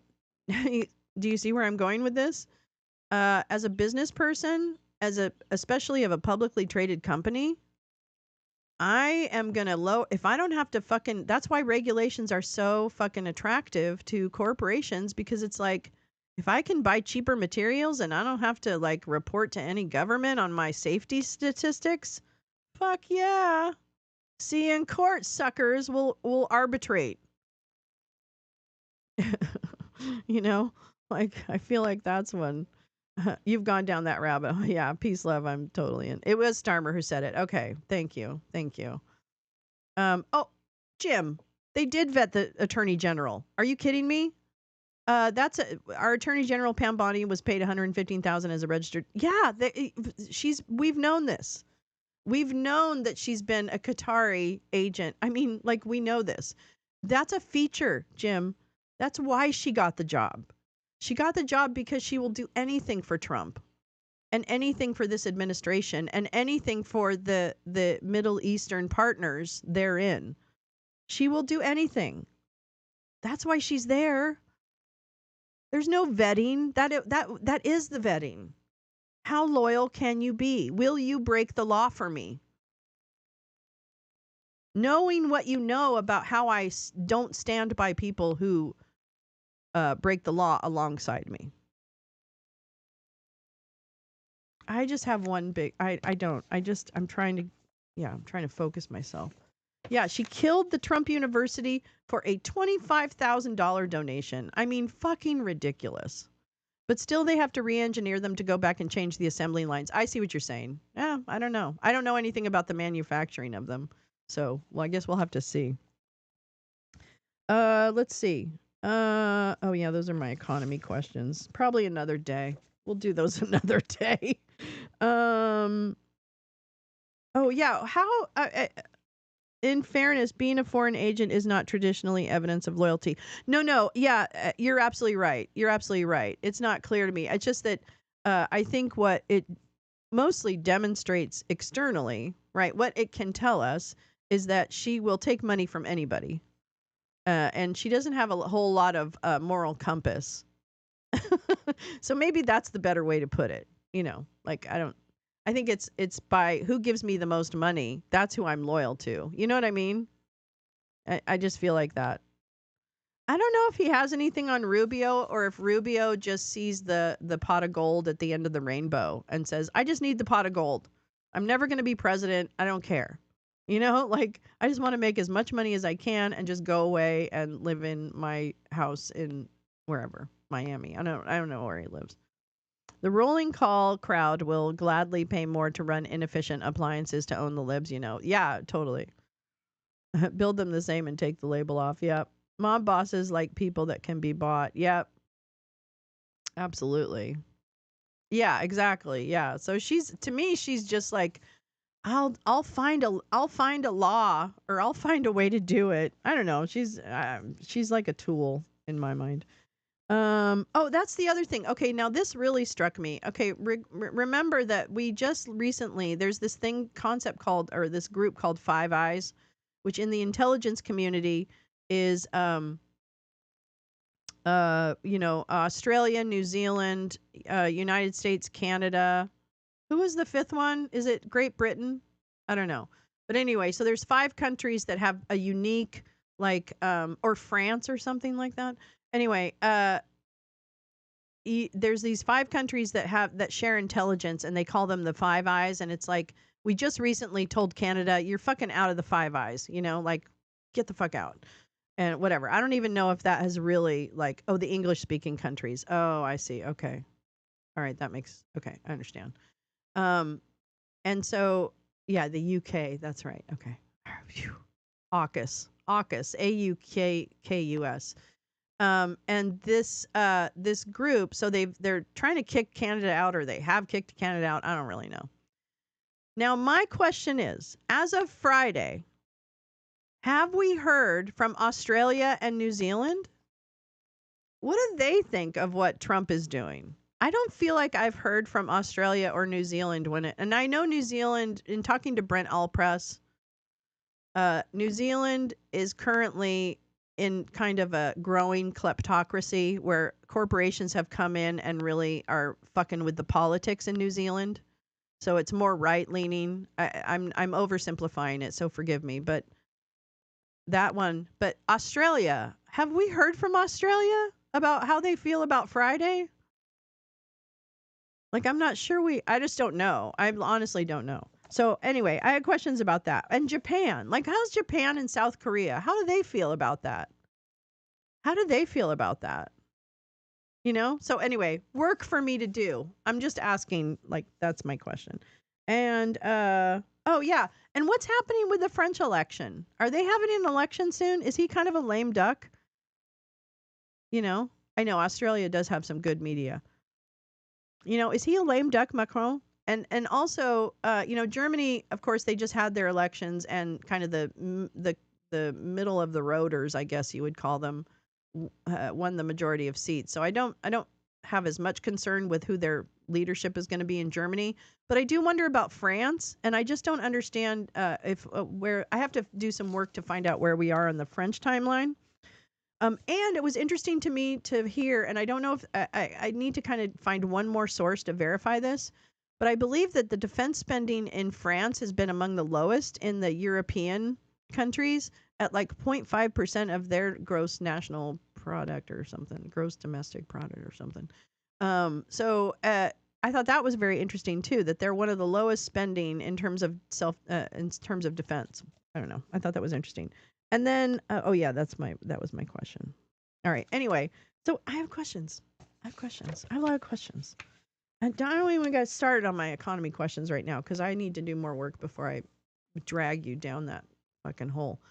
Okay, let's see. Oh, here we go. Let's take a look at this. Oh my God, we still have a website? Interesting. It hasn't become a TikTok? When are we getting to the point where the government just has a TikTok? I don't know. Just kidding. Wait, where's mine? Yay! 60 Minutes in Australia is good. I think I've heard that. And it's so hard to know with media. Like, we were having a conversation in chat this morning about Canadian media, and it's like the consensus is probably the CBC is the safest, for not completely propaganda media in Canada. If people have different, I'm always open to hearing more. All right, here we go. I know when we were kids, 60 Minutes here was amazing reporting. Oh yeah, stay far away from Rebel News. Yeah, definitely. Or just take it for what it's worth, which is probably not much. Okay, so this U.S. Trade Representative announces 2025 trade policy agenda. Jameson Greer delivered Dumpy's 2025 trade policy agenda, 2024 annual report, and World Trade Organization at 30 report to Congress. Oh God! Tomorrow we have Dump actually appearing in front of Congress, which I actually am kind of excited about in a weird way. But yeah. Oh yeah, having to take all the breathing medicine today. Oh babe. The agenda lays out the administration's vision for trade, describing the economic and national security challenges facing the United States, and articulates a plan for rebalancing trade to address those challenges, including the work required by the President's America First Trade Policy Presidential Memorandum. Ooh, sounds scary. The 2024 annual report gives a summary of the activities undertaken by the Office of the U.S. Trade Representative during the previous year, and the World Trade Organization at 30 report assesses U.S. interests at the World Trade Organization, in particular describing the challenges facing the institution and the need for reform. The United States faces unprecedented economic and national security challenges. President Dump has set out a plan to tackle those challenges in the American First Trade Policy memo. Today's trade agenda lays out the thinking and the vision that undergird the plan. We will. The background is Congress requires the U.S. Trade Representative to submit the President's trade policy agenda and the annual report by March 1st of each year. The trade policy agenda, blah, blah, blah. Oh, the trade policy and agenda and annual report were prepared according to guidelines established under the Trade Act of 1974. And the U.S. Trade Representative is required to submit a report to Congress every 5 years examining the World Trade Organization pursuant to Section 125 of the Uruguay Round Agreements Act of 1994. It always comes back to that, baby. All right, so where am I? Okay, to read the... Okay. Oh my God, how long is it? 342 pages! What? Let's just take a quickie examination. Let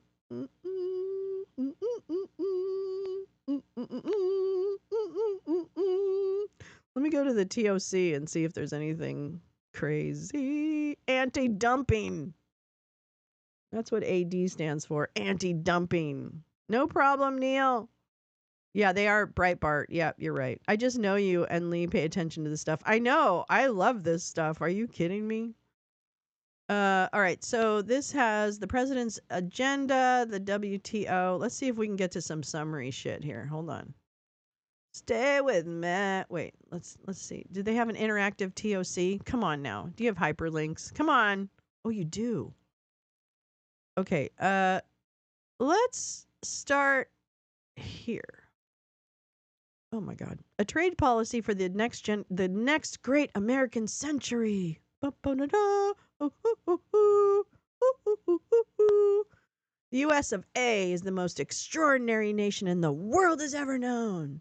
From the very beginning, even more so as it unfolded across the entire continent, the United States was populated with people of immense talent, drive, and grit. In the previous century, it saved the entire world, dispatching 3 rounds of adversaries. Okay, whatever. So what are we doing? President Trump alone recognized that their trade policy... Okay, fine, whatever. Complain. Those sound like feelings. Just saying. Those sound like feelings. What happened in natural news? Is it gone? Hi, Clayberg. How are you, darling? Oh, we got some gal squad up in here today. I love it. Let's see. Okay, so, all right. So the thing toward a production economy. Okay, this is important. This is importante. Because one of the things I was reading about, oh my God, I don't think I'm going to be able to find it fast enough, and I'm going to be really sad because it would be really great if I found it. Oh, well.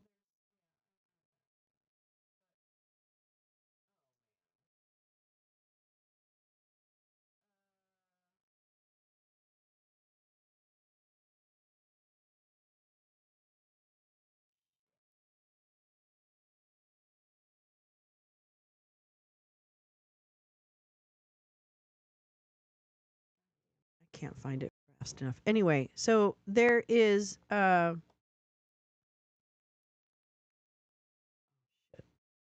what? Where'd that go? That's weird.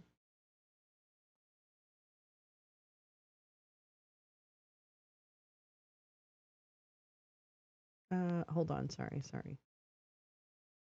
Not sure why that switched. Okay. So what's interesting about this is why I'm driven to think about what is the the midterm range plans for the economy and what steps is the Dump administration taking to shape that, right?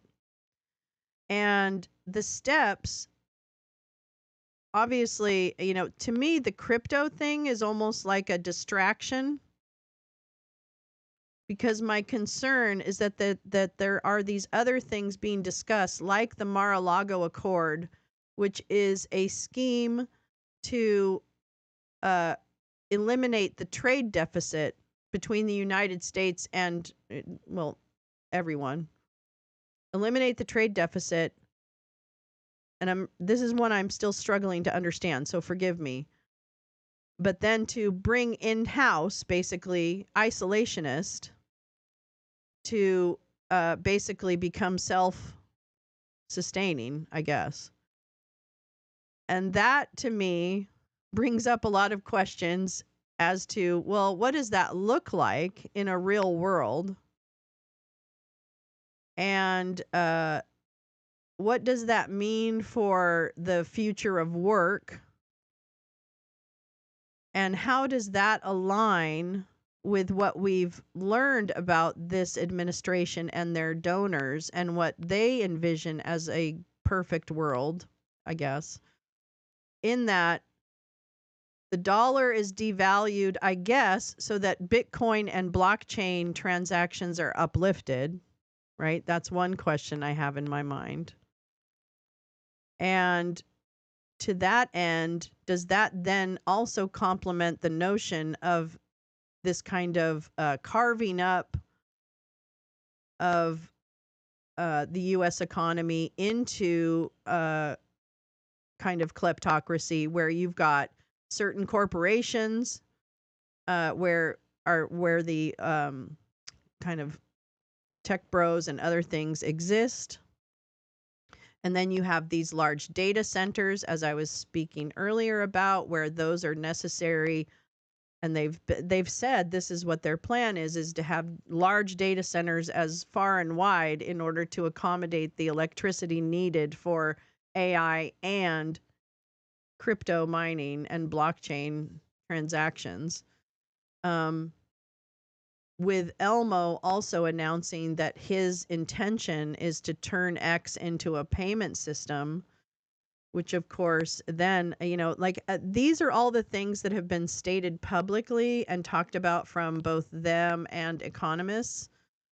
And I think I have this instinct in my heart that it's important to understand the steps that they're taking now in order to move us in that direction. And whether or not, I want to always be cautious about overstating the importance or the imminence. Is it imminent? No, not necessarily. I don't understand, but But I think it's important for us to understand that this is definitely an administration who is willing to break things, right? They've already broken a lot and proven that they intend to follow through on their word. And to that end, what else have they said and are doing that is an indicator of what their intention is? I wonder if this crypto reserve, it was an interesting thought experiment, or just a grift. It could be just a grift and they just pumped and dumped. I look forward to the reporting on that as it unfolds today. But just, what a mess. What a mess the intention is uncovering. And there is a lot of indication. This is another. Sorry, I know. I wish I was an economist and I could really help. But the bottom line is I also looked at the Conference Board, which is the economic forecast for the U.S. economy.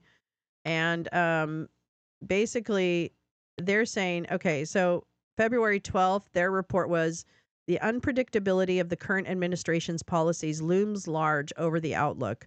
While the U.S. economy is set to start 2025 on strong footing after a year of surprisingly robust growth, a combination of proposed policies will likely weigh on the growth and leave inflation elevated as the year progresses, resulting in a more patient policy stance from the Fed. I wonder where Jerome Powell's going to be on this. Okay. Is Haywood Davis part of this? No, I didn't. I haven't read that. Let's see. The labor market strength supporting solid growth in personal income for consumers may contribute to the continuation of strong growth in half one, I guess. But it is very disturbing. Like, I was just looking at this inventory change. And if you go through, these are first quarter, right? Like, so 2024, first quarter, second quarter, third quarter, fourth quarter, 2025, and then these are forecasts, right? But the forecast, when you get out to 2026, fourth quarter 2026, on some of these things is rather drastic. So, for example, inventory change as at 18% well, let's go to fourth quarter. At fourth quarter, it was 4%. So it went drastically down. It was at 58% in third quarter 2024, went down to 4.94%. And that's, I think, because people, like we were talking about, bought up inventory and, and then worked on that, sold out of that inventory pre-tariffs. Then quarter one is back up to 20, but then the forecast for quarter two for 2025 is 0. And then they just go down by 5% or, 5% increments. But it's like, that's the forecast. So basically what I'm learning is that the economic forecast for the global economy is not good. And that the indicators are that we're heading towards a recession. And I'm not trying to be hyperbolic or alarmist at all. I'm just letting you know what the indicators are. And it's because of the policies and the unpredictability of the current administration. Bah. Anyway, sorry. I know. This is my rabbit hole. I'm so sorry. Welcome. Welcome to the rabbit hole. Let's see. Where was I? Oh, yeah. All right. So what he wants is a production economy. To reach these objectives, the U.S. must have an economy focused on production. For much of our history, the American way of life was defined by creating, inventing, building, growing, and producing. Americans are more than just what they consume. So no exports. No exports. Isolation. Because we're going to have Greenland down to God knows where. At least Panama. Watch out, Mexico. Watch out, everybody. We're taking it all, apparently. Because then, and AI, like Grimes and all these assholes talk about AI, and Elon's dream is that robots and AI can generate a lot of the, they can take up some for the workforce so that other folks can be, I guess, I don't know, working for the corporations like Tesla or something for the human part. I don't know. But it's something to pay attention to. All right, so production economy. This is his trade policy, so I'm not making this up. Okay, and the United States is even more than an economy that merely moves money around. It's a nation of intertwined communities, blah, blah, blah. Ensuring that trade policy favors a production economy will help the president make America great again. A production economy is a high-wage economy. Manufacturing jobs have a wage premium of roughly 10%. He literally okay. Do you understand that if we create, first of all, I don't understand how this works in that there have to be, I guess this is why the natural resources are so important.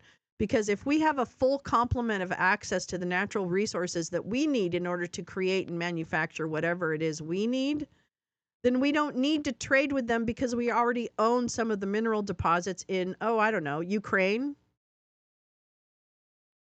Do you see where I'm going with this? Do you see where I'm going? I'm talking about economics in general, Lee, but yes, we've had some tariff fun. This is the trade policy for 2025, Lee. This is the trade policy. Hot dog wiener face. All right. Okay. So again, this is proposing that we bring manufacturing back to the United States with high wage jobs, and that because we now have access to mineral deposits across the world, we just remember when he said we should just take the oil? Well, that's what he's doing, folks. He's just going to take the oil. All right? So that's the game. The negotiation for him is how much can he extort from other countries to grab minerals, etc., resources in general, to help manufacture it. To me, that still means that you've got costs of transport and other things, etc. And the price of your item is going to have to be huge in order to compensate for your cost per unit. You know what I'm saying? I don't know. So I just think, and the fact of the matter is that does not align with what Elmo envisions for manufacturing jobs. His vision and one of his products is a fucking robot, like that can take over type of past human type functions in the working class. It's also eugenics because Elmo got up this weekend and said, people live too long. People live too long. Social Security is ridiculous because people live too long. That's what he said this weekend. He does not believe that, well, first of all, he says America cannot keep its commitment on Social Security. He flat out said that. It's impossible. So he made it crystal clear that he does not have, that the weak, no, that the elderly, that the infirmed, and in his mind weak of this country are not worth. He does not believe in that safety net. He believes in eugenics, which is only the powerful survive. And only the powerful survive so that they can produce for the bosses. I don't know where lithium is on the elemental chart. I have it up too. I know this USTR is supposed to be a China hawk. We have high wage manufacturing jobs in the US. With minerals, we don't have processing capabilities, right? Now, is that the part where they could use robotics to process? I don't know. Yeah, so this is not good. It's not good. Not powerful. Wait, what's powerful? Remove the cap on paying into SSA and make the wealthy pay their fair share. Yeah. Not powerful, valuable. Wait, what did I say was powerful? I'm trying to go back. Do.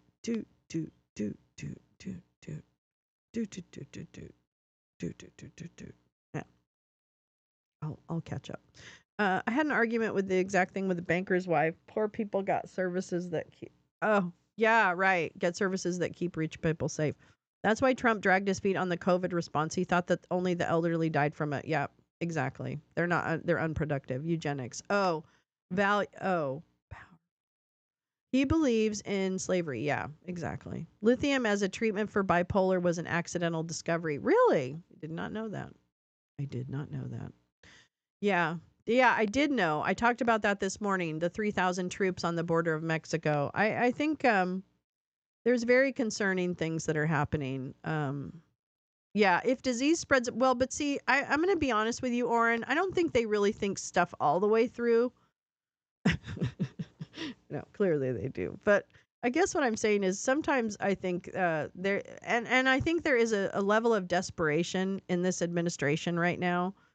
And when I say administration, I mean them, their donors, that kind of entire ecosystem of people who view the destruction of democracy as, meh, that's okay. Whatever. You know what I mean? Like, I think there's that. Oh man, it just does not want to help me out here.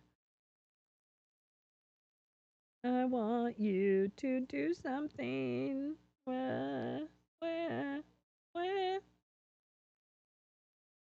All right, fine, whatever. They live in their own reality, disconnected from the world. Doesn't Mexico? Yes, they do.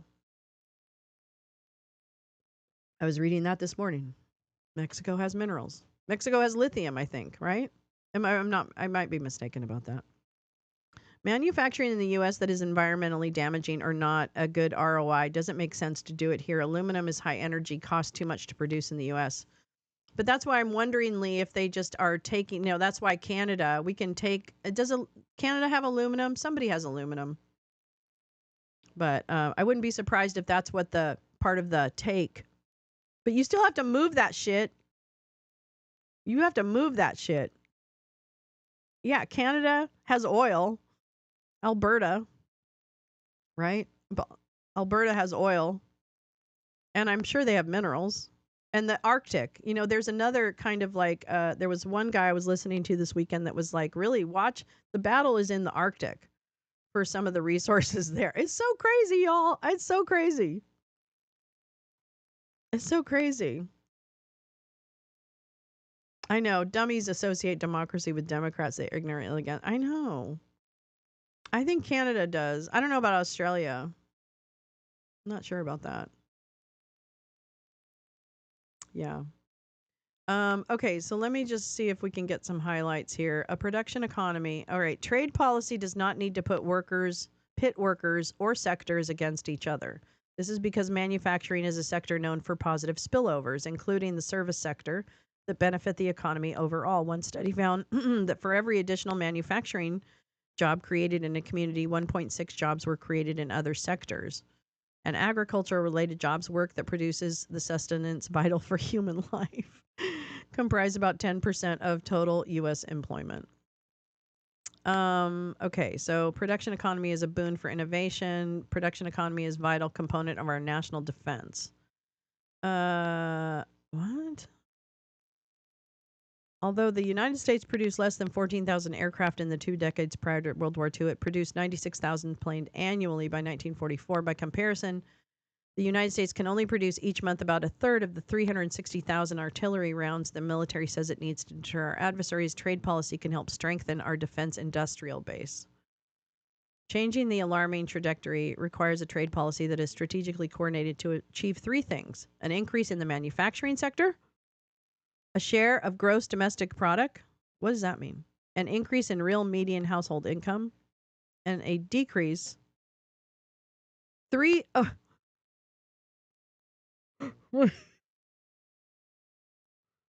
what? Okay, an increase of the manufacturing share of gross domestic product, an increase in real median household income, and a decrease in the size of the trade in goods deficit. What did I say? Oh, what page am I on? 2? No, actually, it's page 16 of the PDF. Page 16 of the PDF. Sorry. Right away, the presidential memorandum, blah, blah, blah. Okay, wait. Okay. Here we go. Right away, the memo strikes at the threat posed by the trade deficit by directing trade representative and other agencies to investigate the causes of our country's large and persistent annual trade deficits in goods, as well as the economic and national security implications and risks associated resulting from such deficits. By reversing the flow of American wealth to foreign countries in the form of a trade deficit, the United States can reclaim its technological, economic, and military edge. And what's interesting about that, well, I'm glad you said that. Hold on, because I had a question about that. Because let me see if this is the good explainer. Oh, I'm learning about growth scares. We're in a growth scare right now. So this one I was reading. I haven't read the whole thing, but we will eventually. But I wanted to, this is the Mar-a-Lago Accord I was referring to, and this has to do with eliminating the trade deficit. And I just want to jump to okay, here we go. Jim Bianco, this is a Substack from Anthony Pompliano. I can't remember where I found it, so forgive me for that. But Jim Bianco has recently popularized the idea of a Mar-a-Lago Accord that is already being put into motion. He says you should take this idea and President Trump seriously, but not literally. We may not see photos from a big meeting at Mar-a-Lago, but we are virtually watching the economic machine evolve into something different.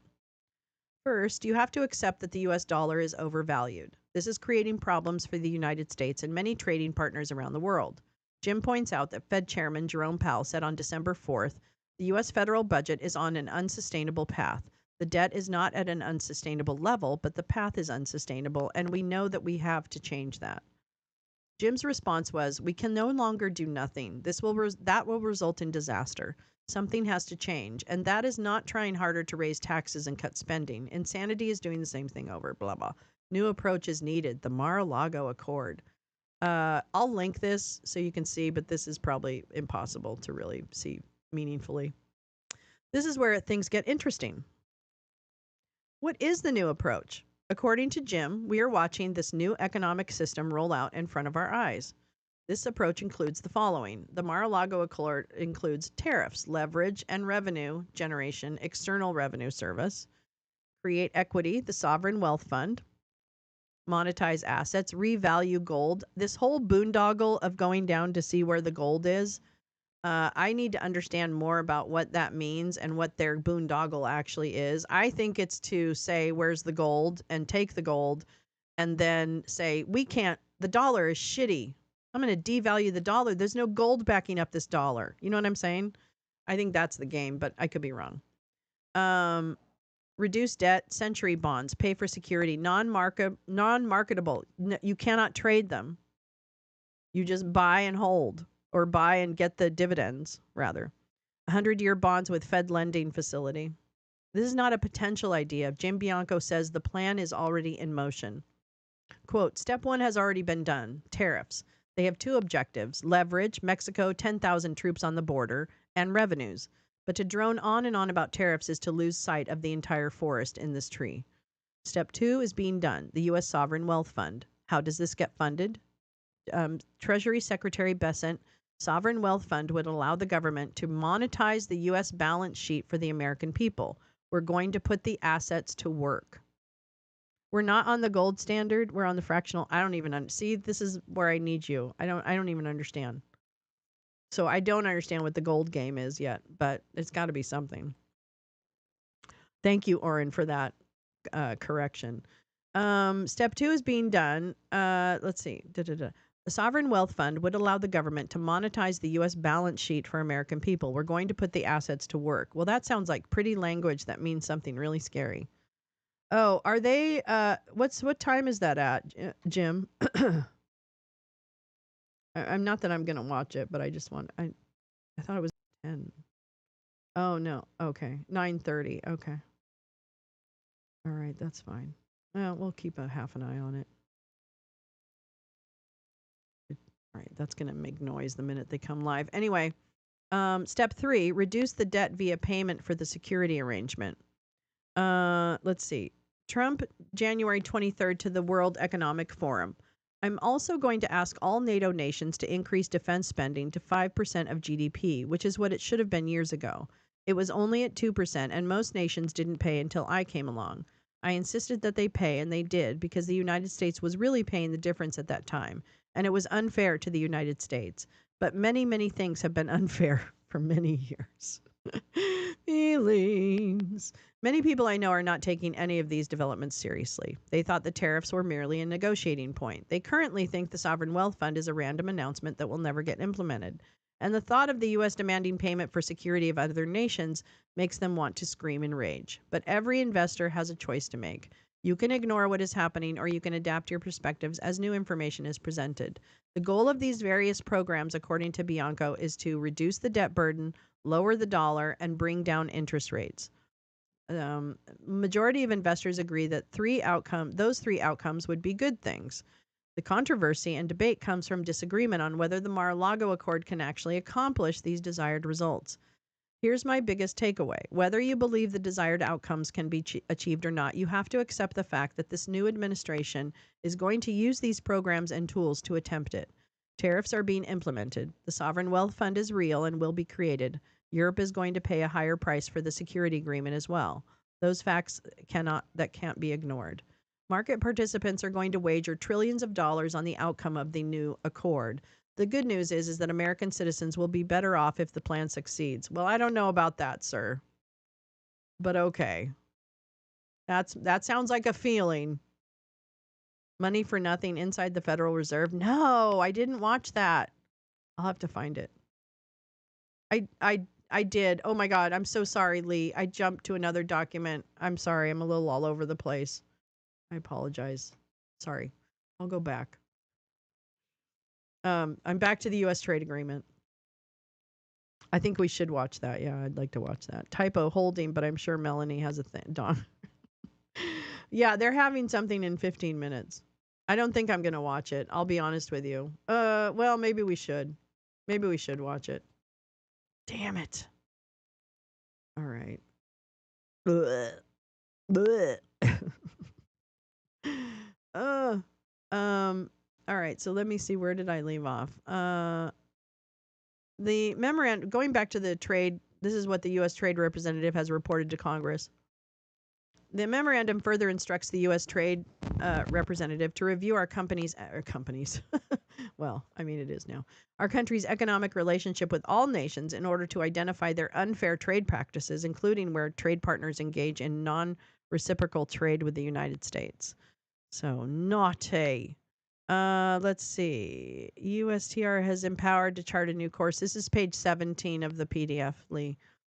To help raise wages. Okay, USTR has been empowered to chart a new course for any trade agreements to ensure they help raise wages and grow our industrial base. Again, I have to believe, doesn't that cost a lot more? Isn't that going to mean that the prices of stuff are going to go way, way up? Is this like they hope that wages go? What? How are wages going to go up when you have so much automation and AI? And you're not regulating companies to make sure they have humans. You know what I mean? Like how does that, this is like a fever dream, it seems like. Anyway. Let's see. So, for instance, third countries should not be permitted to ride on our trade agreements with other trading partners. Alongside this review, USTR will commence the statutory required public consultation process of the U.S., Mexico, Canada, the USMCA, in order to assess the impact of the USMCA on American workers, farmers, ranchers, service providers, and other big businesses in preparation for the mandated review in July 2026. Okay. Also addresses U.S. trade relations with China, the single biggest source of our country's large and persistent trade deficit, and a unique economic challenge. In his first term, Trump negotiated a historic and enforceable economic and trade agreement between the government, blah, blah, blah. However, there has been no action taken to enforce the agreement. Oopsie. I guess it wasn't very much of an agreement then. The Phase 1 agreement grew out of USTR's investigation of Section 301 about IP. Let's see. Okay, well, tell me what you're going to do. taking a strategic yet vigorous approach. To summarize, we're not going to say what we're going to do. Okay, I understand. Let me know when you have it. Yes, let's.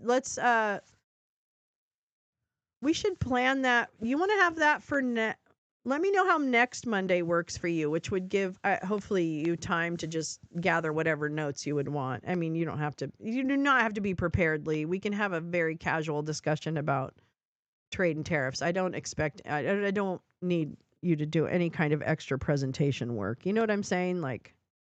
But I want you to have time to feel like I've got time and space to put my head in that. And, so anyway, I'm just wondering if next Monday would be good. And then we could promote it too. We could promote that.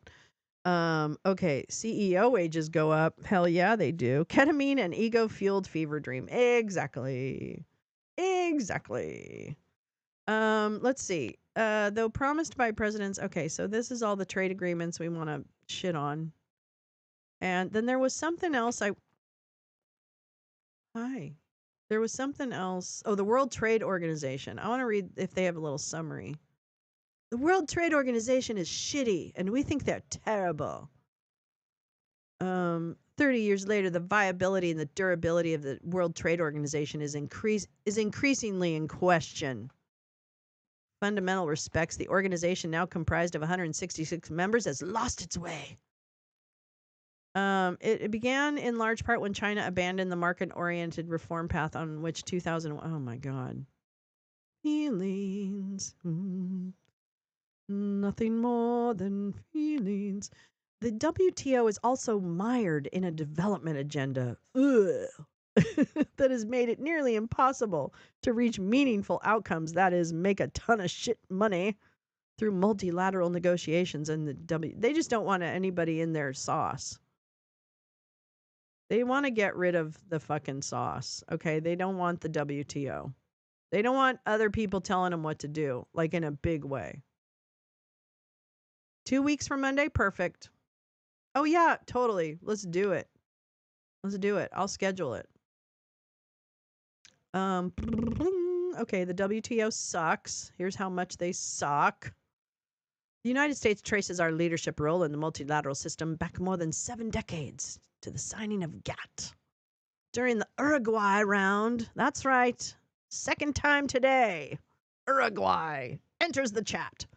We were a key architect of the World Trade Organization, and since 1995, the United States has been deeply engaged in every facet of the work in the organization.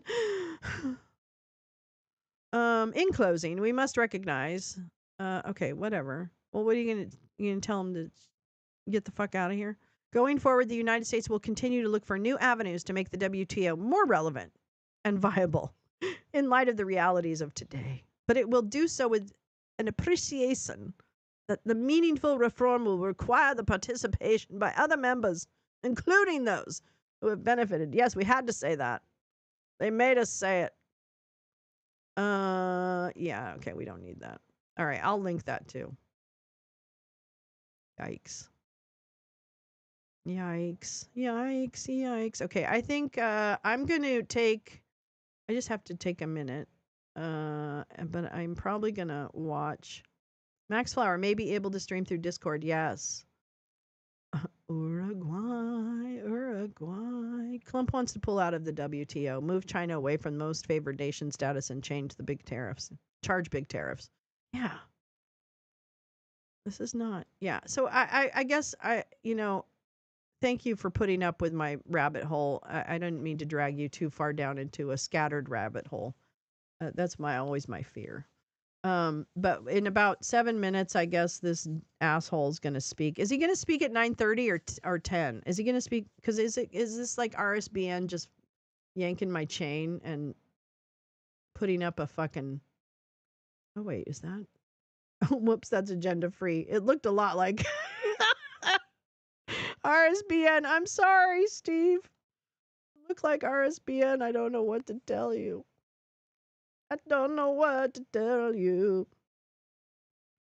Oh my God. Yeah.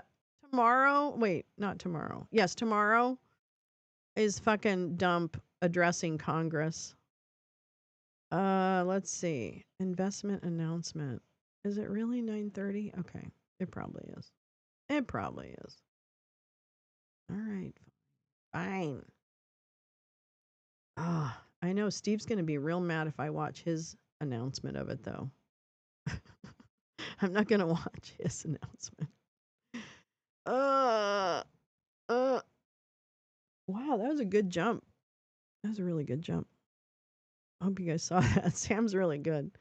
I know. That would be awesome, Lee, as I cannot participate. I'm sure we can find a way to do that Discord thing. Yeah, absolutely. We can stream that through Discord. I think that worked okay last time. I think I can figure it out a little more this time. But yeah, we're gonna listen. I'm sorry, we're gonna have to listen to the president, or the resident, as I call him. And what his investment scheme is, because we've been talking about it's Monday economics. Hey, it's Monday economics. Monday economics. So yeah, I mean, just in kind of summary of my scattered brain, I feel like there is a potential, again, not trying to be hyperbolic, there is a potential, I believe, for a lot of fucking with economic systems that we, as and probably people across the world, have come to rely upon, like the certainty of the value of our deposits, not having government resources wasted on crypto scams, things like that. That's where my real interest lies, is what does this mean actually, when you do something, when you fuck with the economy like this, and your goal is to move to another system or something, something drastic. What is the real life implication? And I think we're seeing some of it with cuts to Medicare. I think there was another. Oh, that's what it is. Hold on. Because to my earlier point, when I was talking about the different hearings that we have this week, and if you recall, I was describing to you some of the things that are on tap for this afternoon at 1:00. There are other things also upcoming, and let me see. For example, this one tomorrow, I know. For example, there's examining monetary policy and economic opportunity, House Financial Services. There's also air traffic control system infrastructure and staffing. There was, let's see, let me see if it's the Thursday. Yeah, I think this one's pretty bad.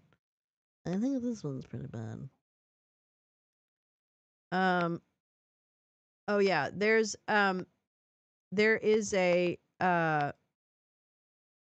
hearing with sanctuary city mayors, first of all, on Wednesday, but then there's also a hearing about approving the removal of overdraft protection. Let me go back to that because I want to read it exactly. Sorry about that. Part of this dismantling of the Consumer Financial Protection Bureau, the CFPB, that's being argued in court today as we're watching this, is also removing the bank rule on overdraft fees, on capping those. Remember that? Like they are, if you look at some of the hearings that are coming up, you can see where they are trying to unwind congressionally and codify some of the agency closures, some of the, obviously some rule changes that are in place to protect consumers. And these are the things that I hope. See, this to me is almost as or more important than the shiny objects of, is Elmo wearing a t-shirt in the cabinet meeting? Crypto coins. This to me, this crypto coin thing seems like a perfect distraction for some of the other stuff that's just being executed on all these congressional rule markups, right? These markups of legislation and what is going to be proposed on the House floor. And that will, and that can pass, and that furthermore can be signed into law by the Senate, who is also, not acting rationally. So this is my alarm bells have less to do with the hyperbole or the future state, although I think it's important, and it's just important for me to understand it. May not be important for you to understand it. It doesn't matter. I'm not judging. I'm just saying, in my mind, I need to have kind of a vision of what do some of the short-term measures, how do those feed into the future. And that's why those economic kind of views of how tariffs and the Mar-a-Lago Accords, even though they are concepts that are not yet, fully implemented, how do some of these steps actually work towards implementing that higher vision, right? Lower vision, really, of our economy as a country and as a part of the global economy as well.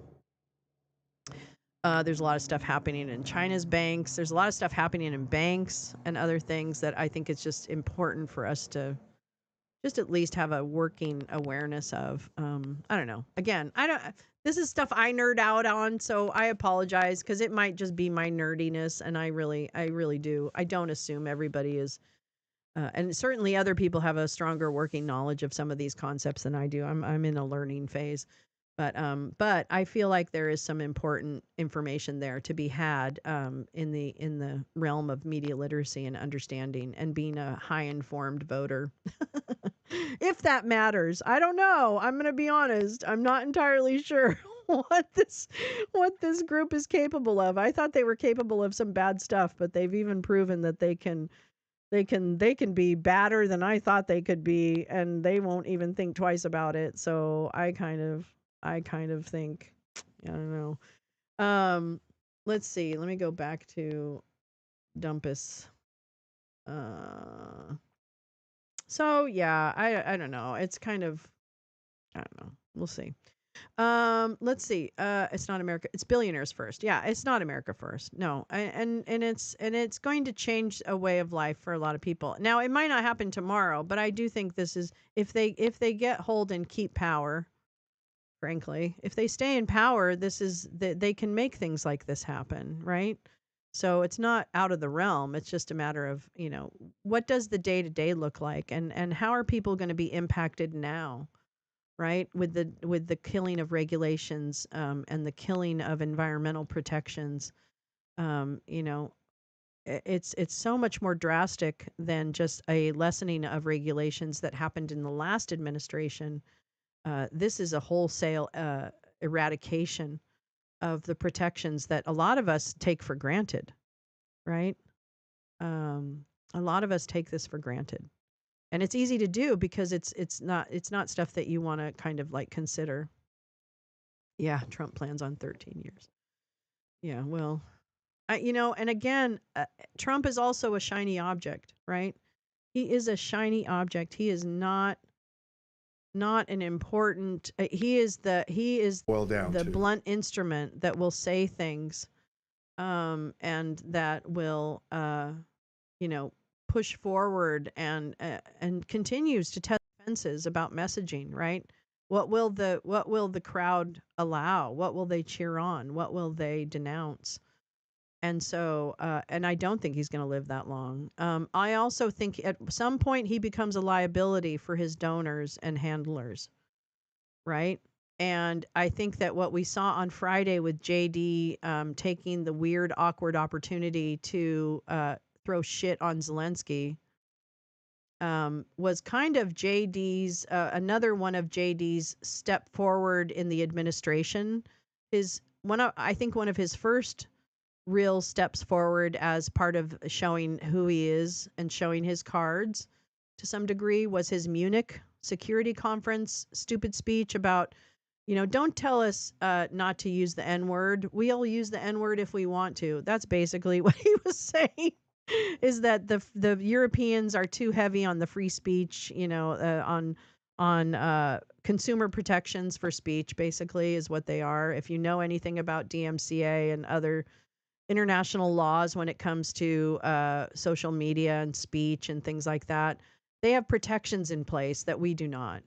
And some of them can be a pain in the ass. I remember working for a very large climate organization and working with a lot of European donors and having a very difficult time even keeping those donors updated because it could feel like a solicitation. So even if you had a donor existing, they resided in Europe, you had to be extremely cautious about your outreach to them because it could violate UK law or European Union law or whatever. So they don't fuck around, right? And certainly the Germans don't fuck around with Nazi references, etc. There's some really strict.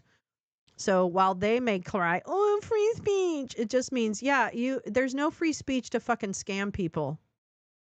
Okay, there's no free speech around scamming, lying. Lying is not free speech, right? Or whatever.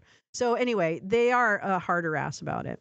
And JD is worse, right? JD is worse because JD represents the donor class. Trump is the blunt object. Trump broke the fences the first time and proved that he could do it and get away with it. That he could walk down Fifth Avenue, shoot someone in the face, and still be elected. So he's serving a really great purpose, but he's also could become a liability because he lost his shit. So, a loose cannon Trump is not necessarily the best thing, although it certainly has worked for them. But the second moment where JD really showed his cards about who's wearing the pants in the family is that's when he shit on Zelensky and provoked that entire kind of shit storm because JD Vance, gave Trump an excuse to be an asshole and lose his shit. And it just energized their base. So JD Vance, obviously partner to Peter Thiel on Rumble, part of this entire right-wing donor class, kind of one of their instruments, if you will. He's like the politician instrument, like a Manchurian candidate, I guess. I don't really know if that metaphor follows. But I'm keeping an eye on the resident. But he is really showing his cards and saying, like, I can be the leader you want, donors. You know what I mean? So I think that as we know, he is as much a part of the diabolical part of this administration as any of them, right? I didn't watch the Susan Rice interview, but I did hear good things about that. I got to watch that. So I think Lee had an update on tariffs. As of now, the 25% tariffs on goods from Canada and Mexico go into effect tomorrow. Prepare accordingly. Eastern U.S. understand that Canada provides a lot of energy for our area. Oh, interesting. So that will be interesting. That will be interesting to see what happens. I don't know. They've got a deadline, right? Is this the deadline today? He published that book with Hillbilly in the name. Chuds love that. Yeah. Yeah. He the hillbilly fantasy that he had. God, so dumb.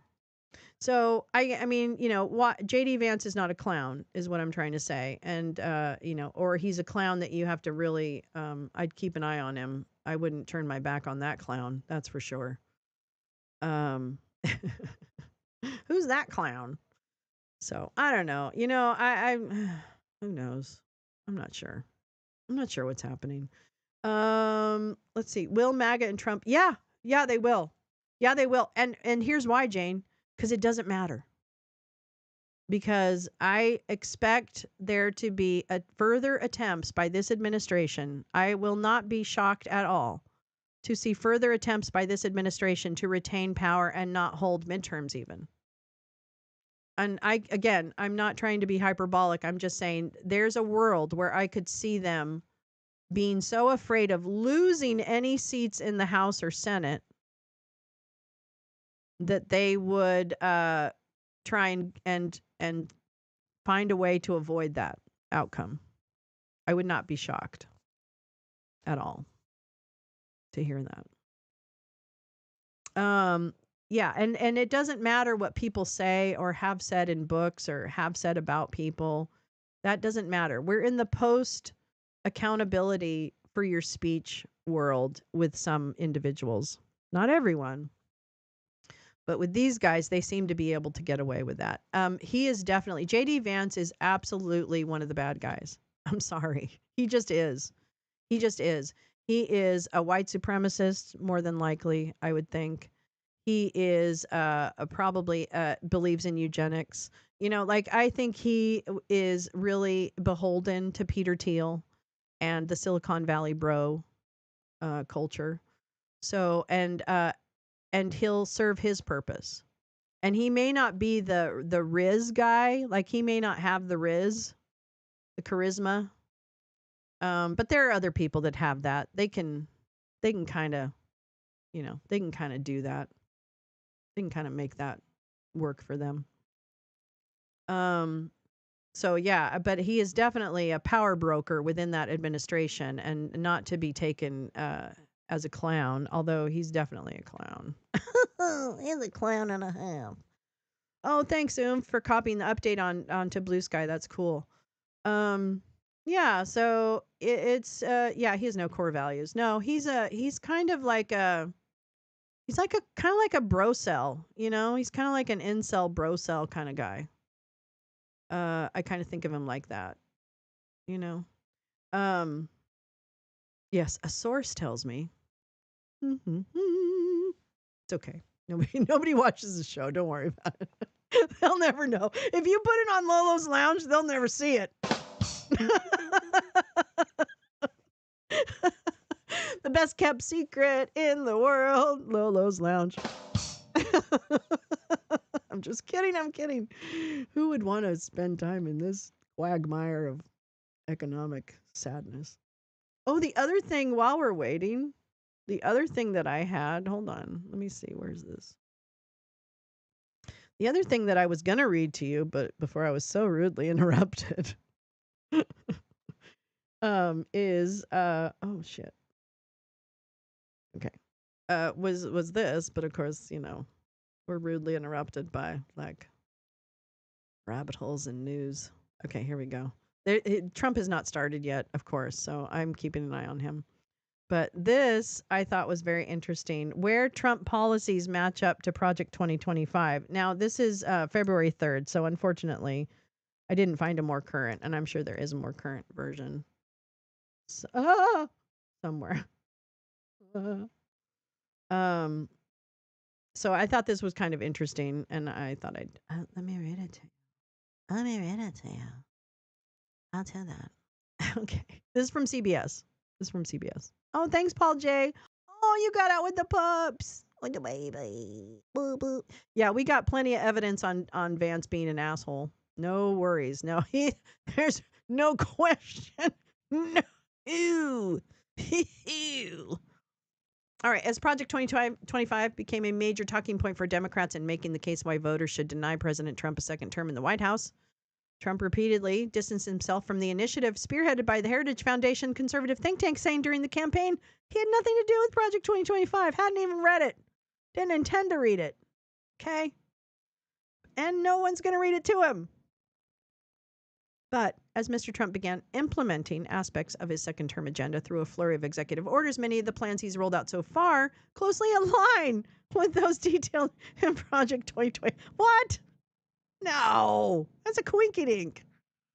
Overseen by the Heritage Foundation, the Project 2025 was a multi-pronged initiative that was designed to provide a roadmap for the next Republican president, now Mr. Bump.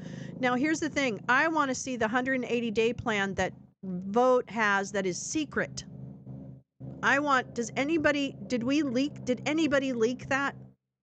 I need some major leakage to start happening. I need that 180-day playbook that's the secret one that Vote wrote. Yeah, not the 180-day that's in the thing. That's a red herring. It's a beard. All right. Here we go. Oh yeah. people who wrote it are in the administration. Russ Vought, bleh, and John Ratcliffe is an asshole. Paul Dans, who served as the director of Project 2025 but left his post in July, said of Mr. Trump's, they were a testament not only to the initiative's efforts, but also the readiness of the conservative movement in preparing for the next administration. Yep. Surprise, surprise. Surprise, surprise. They're home runs, he said of the president's plans. All right. Here's some of the highlights. And again, this is from the beginning of the month, and so much has happened. Last month, I mean. Redirecting federal aid under FEMA to the states. After trips to North Carolina and Southern California, Dump established a review council to advise him on the ability of FEMA to capably and impartially address disasters. The council will also advise blah, blah, blah. Mr. Trump's actions comes after he suggested he could get rid of FEMA, and I think they're going to, right? I think he's going to. Project 2025's book of policies calls for reforming FEMA emergency spending to shift the majority of preparedness and response costs to states. Boop, boop, boop. I don't know. We'll see. I haven't read the 900 pages. Putin, never heard of him. It also urges Congress to change the cost sharing arrangement so the federal government covers 25% of the cost for small disasters and 75% for truly catastrophic disasters. Currently, for public assistance, which provides financial and direct assistance to state and local governments for disaster response and recovery work, FEMA covers a minimum of 75% of costs. And the president can increase the federal cost share at his discretion, their discretion, according to a 2023 report. They're going to cut it from a base of 75% of the costs to a minimum of 25% for what they call small disasters and up to 75. So up to a ceiling now, not a floor, a ceiling. The floor is the ceiling. Good job, Chuds. And your state's going to do a great job. Don't worry. Trust me. Okay. FEMA is overtasked, blah, blah, blah. Oh, Project 2025's book also calls on Congress to end preparedness grants for states and localities. Wait a minute. DHS should not be in the business of handing out federal tax dollars. These grants should be terminated. But ending diversity, equity, and inclusion practices. Well, yes. Mr. Trump claimed in his order DEI policies can violate federal civil rights laws and shut out Americans who deserve a shot at the American dream because of their race or sex, i.e. white cisgendered. Project 2025's policy book calls for the next conservative president to delete a variety of terms, including DEI, abortion, and gender equality from every federal rule, agency, regulation, contract, grant, regulation, agency regulation, and piece of legislation that exists. Targeting PBS and National Public Radio. Brendan Carr, head of the FCC, oh boy, he's an asshole. Shorthand, he's an asshole. Informed the head of NPR and PBS in a letter Thursday, and this was again this was a while back, that the agency had opened an investigation into them airing programming across their roughly 1,500 broadcast member stations, according to the New York Times.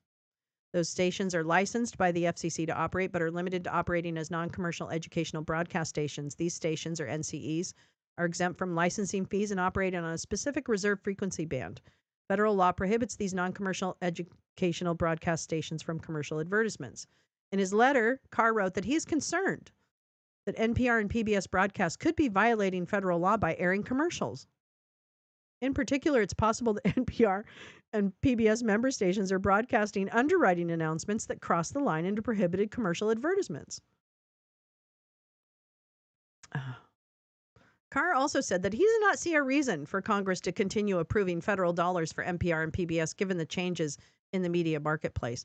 They're going after the media. I mean, not now, but that's the other thing. They're pulling down the serious media. And Carr just happened to author the section of Project 2025's policy book that dealt with the FCC. But another portion of the blueprint urges Congress to defund the Corporation for Public Broadcasting, which provides grants to NPR and PBS. According to Project 2025, stripping public funding would, of course, mean that NPR, PBS, Pacifica Radio, and other leftist broadcasters would be shorn of the presumption that they act in the public interest and receive the privileges that often accompany so acting. The outlets should therefore no longer be qualified as non-commercial educational broadcast stations.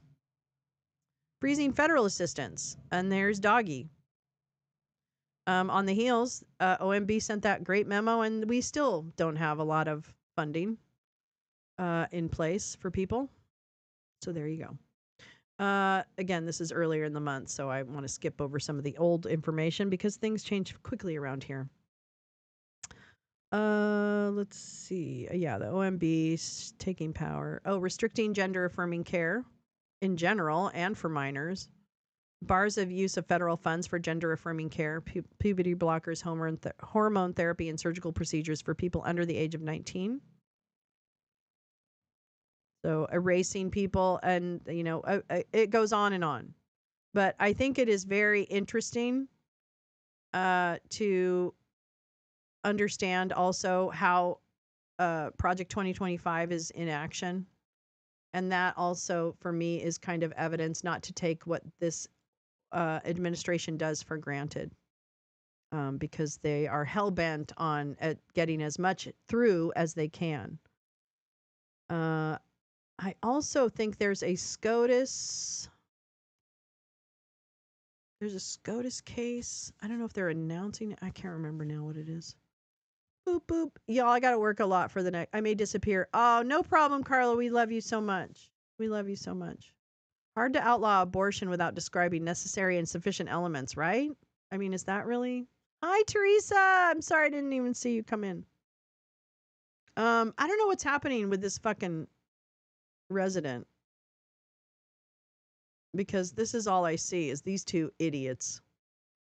Tweedledum and Tweedledummer. Fucking hate these guys. Anyway, the president or the resident is late, of course. Wait, let's put up his thing. We've got him. There. There's the Emperor's new clothes. I can't wait to make an animation with him. I can't wait. I don't think what Doggy appears to be doing is quite what Heritage is after. See, but that's a really great observation. I wonder what the alignment is. That was another question I'd actually written down, is who are the stakeholders in this administration, and how does the desired how do the actions that are being taken by this administration currently when it comes to the federal government, when it comes to monetary policy, right? That in particular, the monetary policy and all of that, the economics of it, I do wonder how much Heritage signs off on, I don't know. I mean, I guess they sign off on isolationism. I guess they sign off on, but I don't know. Do they sign off on the implementation of so much technology? How does that feel? But I'd be interested to see, because Oomph says, I don't think what Doggy appears to be doing is quite what Heritage is after. And that would be an interesting conversation. That would be an interesting conversation to hear people speak on, knowledgeably how those things align. Because I'm always thinking about, who are the factions within that administration? And, are they marching with one voice? Truly? Or is there maybe identify more factions first, because I have think tanks, the kind of evangelical Christo-fascist, obviously tech bros, and then I think of external the Russians and whatever, the people who are to whom the administration may be beholden outside of the country. And so I do want, and I'm sure there's more,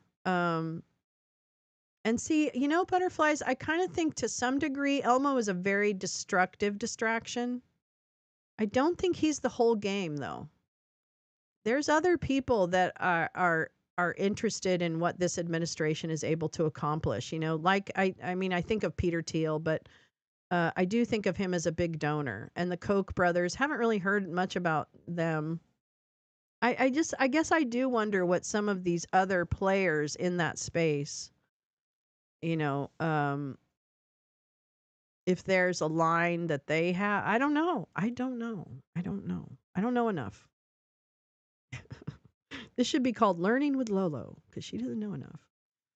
I'm a comedian. No, but I want to be. I want to be accurate too. So I don't want people to be misled by anything that I'm presenting. But these are the things that are popping up for me as we kind of look at what should we be thinking about. You know, in terms of the geopolitics of it.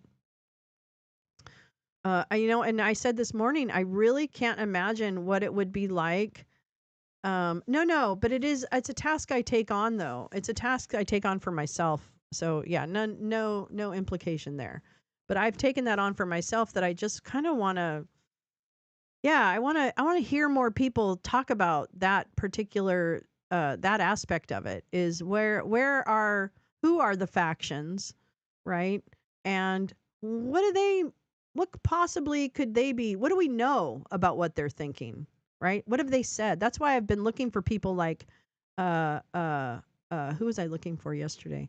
Like, I can't remember. But anyway, one of the pundits on the right wing of pundits I was like, I feel like I haven't heard from this person in a long time.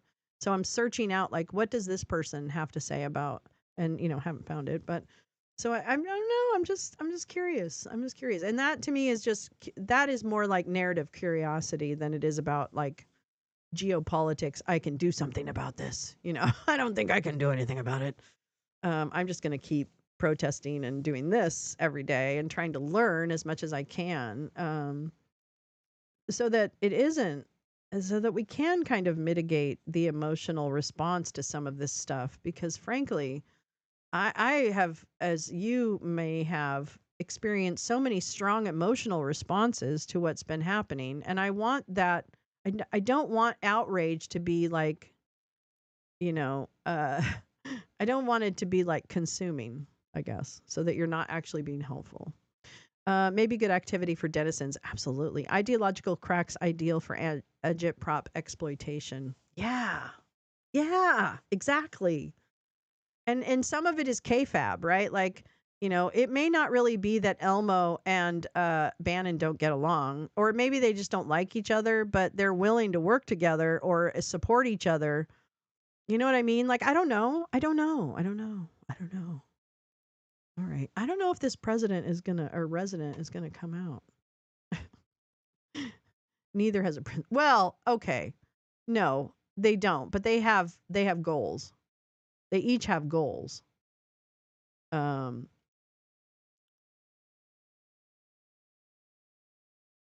Okay. Well, I'm going to listen. Need to bring manufacturing back home.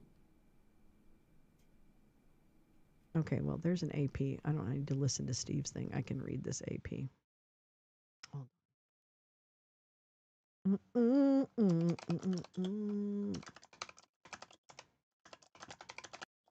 Oops. My dog's barking. Okay, here we go. This is what he's going to talk about. So actually, we don't need to listen to him. Fuck you. Fuck you guys. We're going to read this. And then I'm going to take a break and I'm going to come back in a bit. I'm sure they're KFAB. I'm sure they are. I have no doubt in my mind that part of it is. Yeah. They just have goals. And do their goals align? I don't know. Maybe they do. Who knows? Okay, get out of here. I don't want to do that. Reuters. Such assholes. Okay. All right. I don't want. No. No, I'm not gonna. Watch me.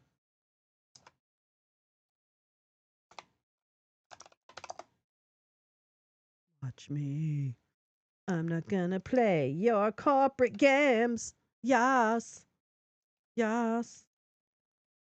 Yes. I'm gonna. Okay, you gotta wait. Wait, I'm trying to do something. All right, here's what he's going to talk about. U.S. blah, blah, blah will make an investment announcement at 1:30, blah, blah, blah.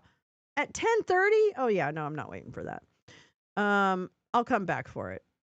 And the White House could not be, okay, wait. But it said so what it was. It's some Taiwan thing. It's a chip thing. Okay, all right. Okay, everybody's panicking here.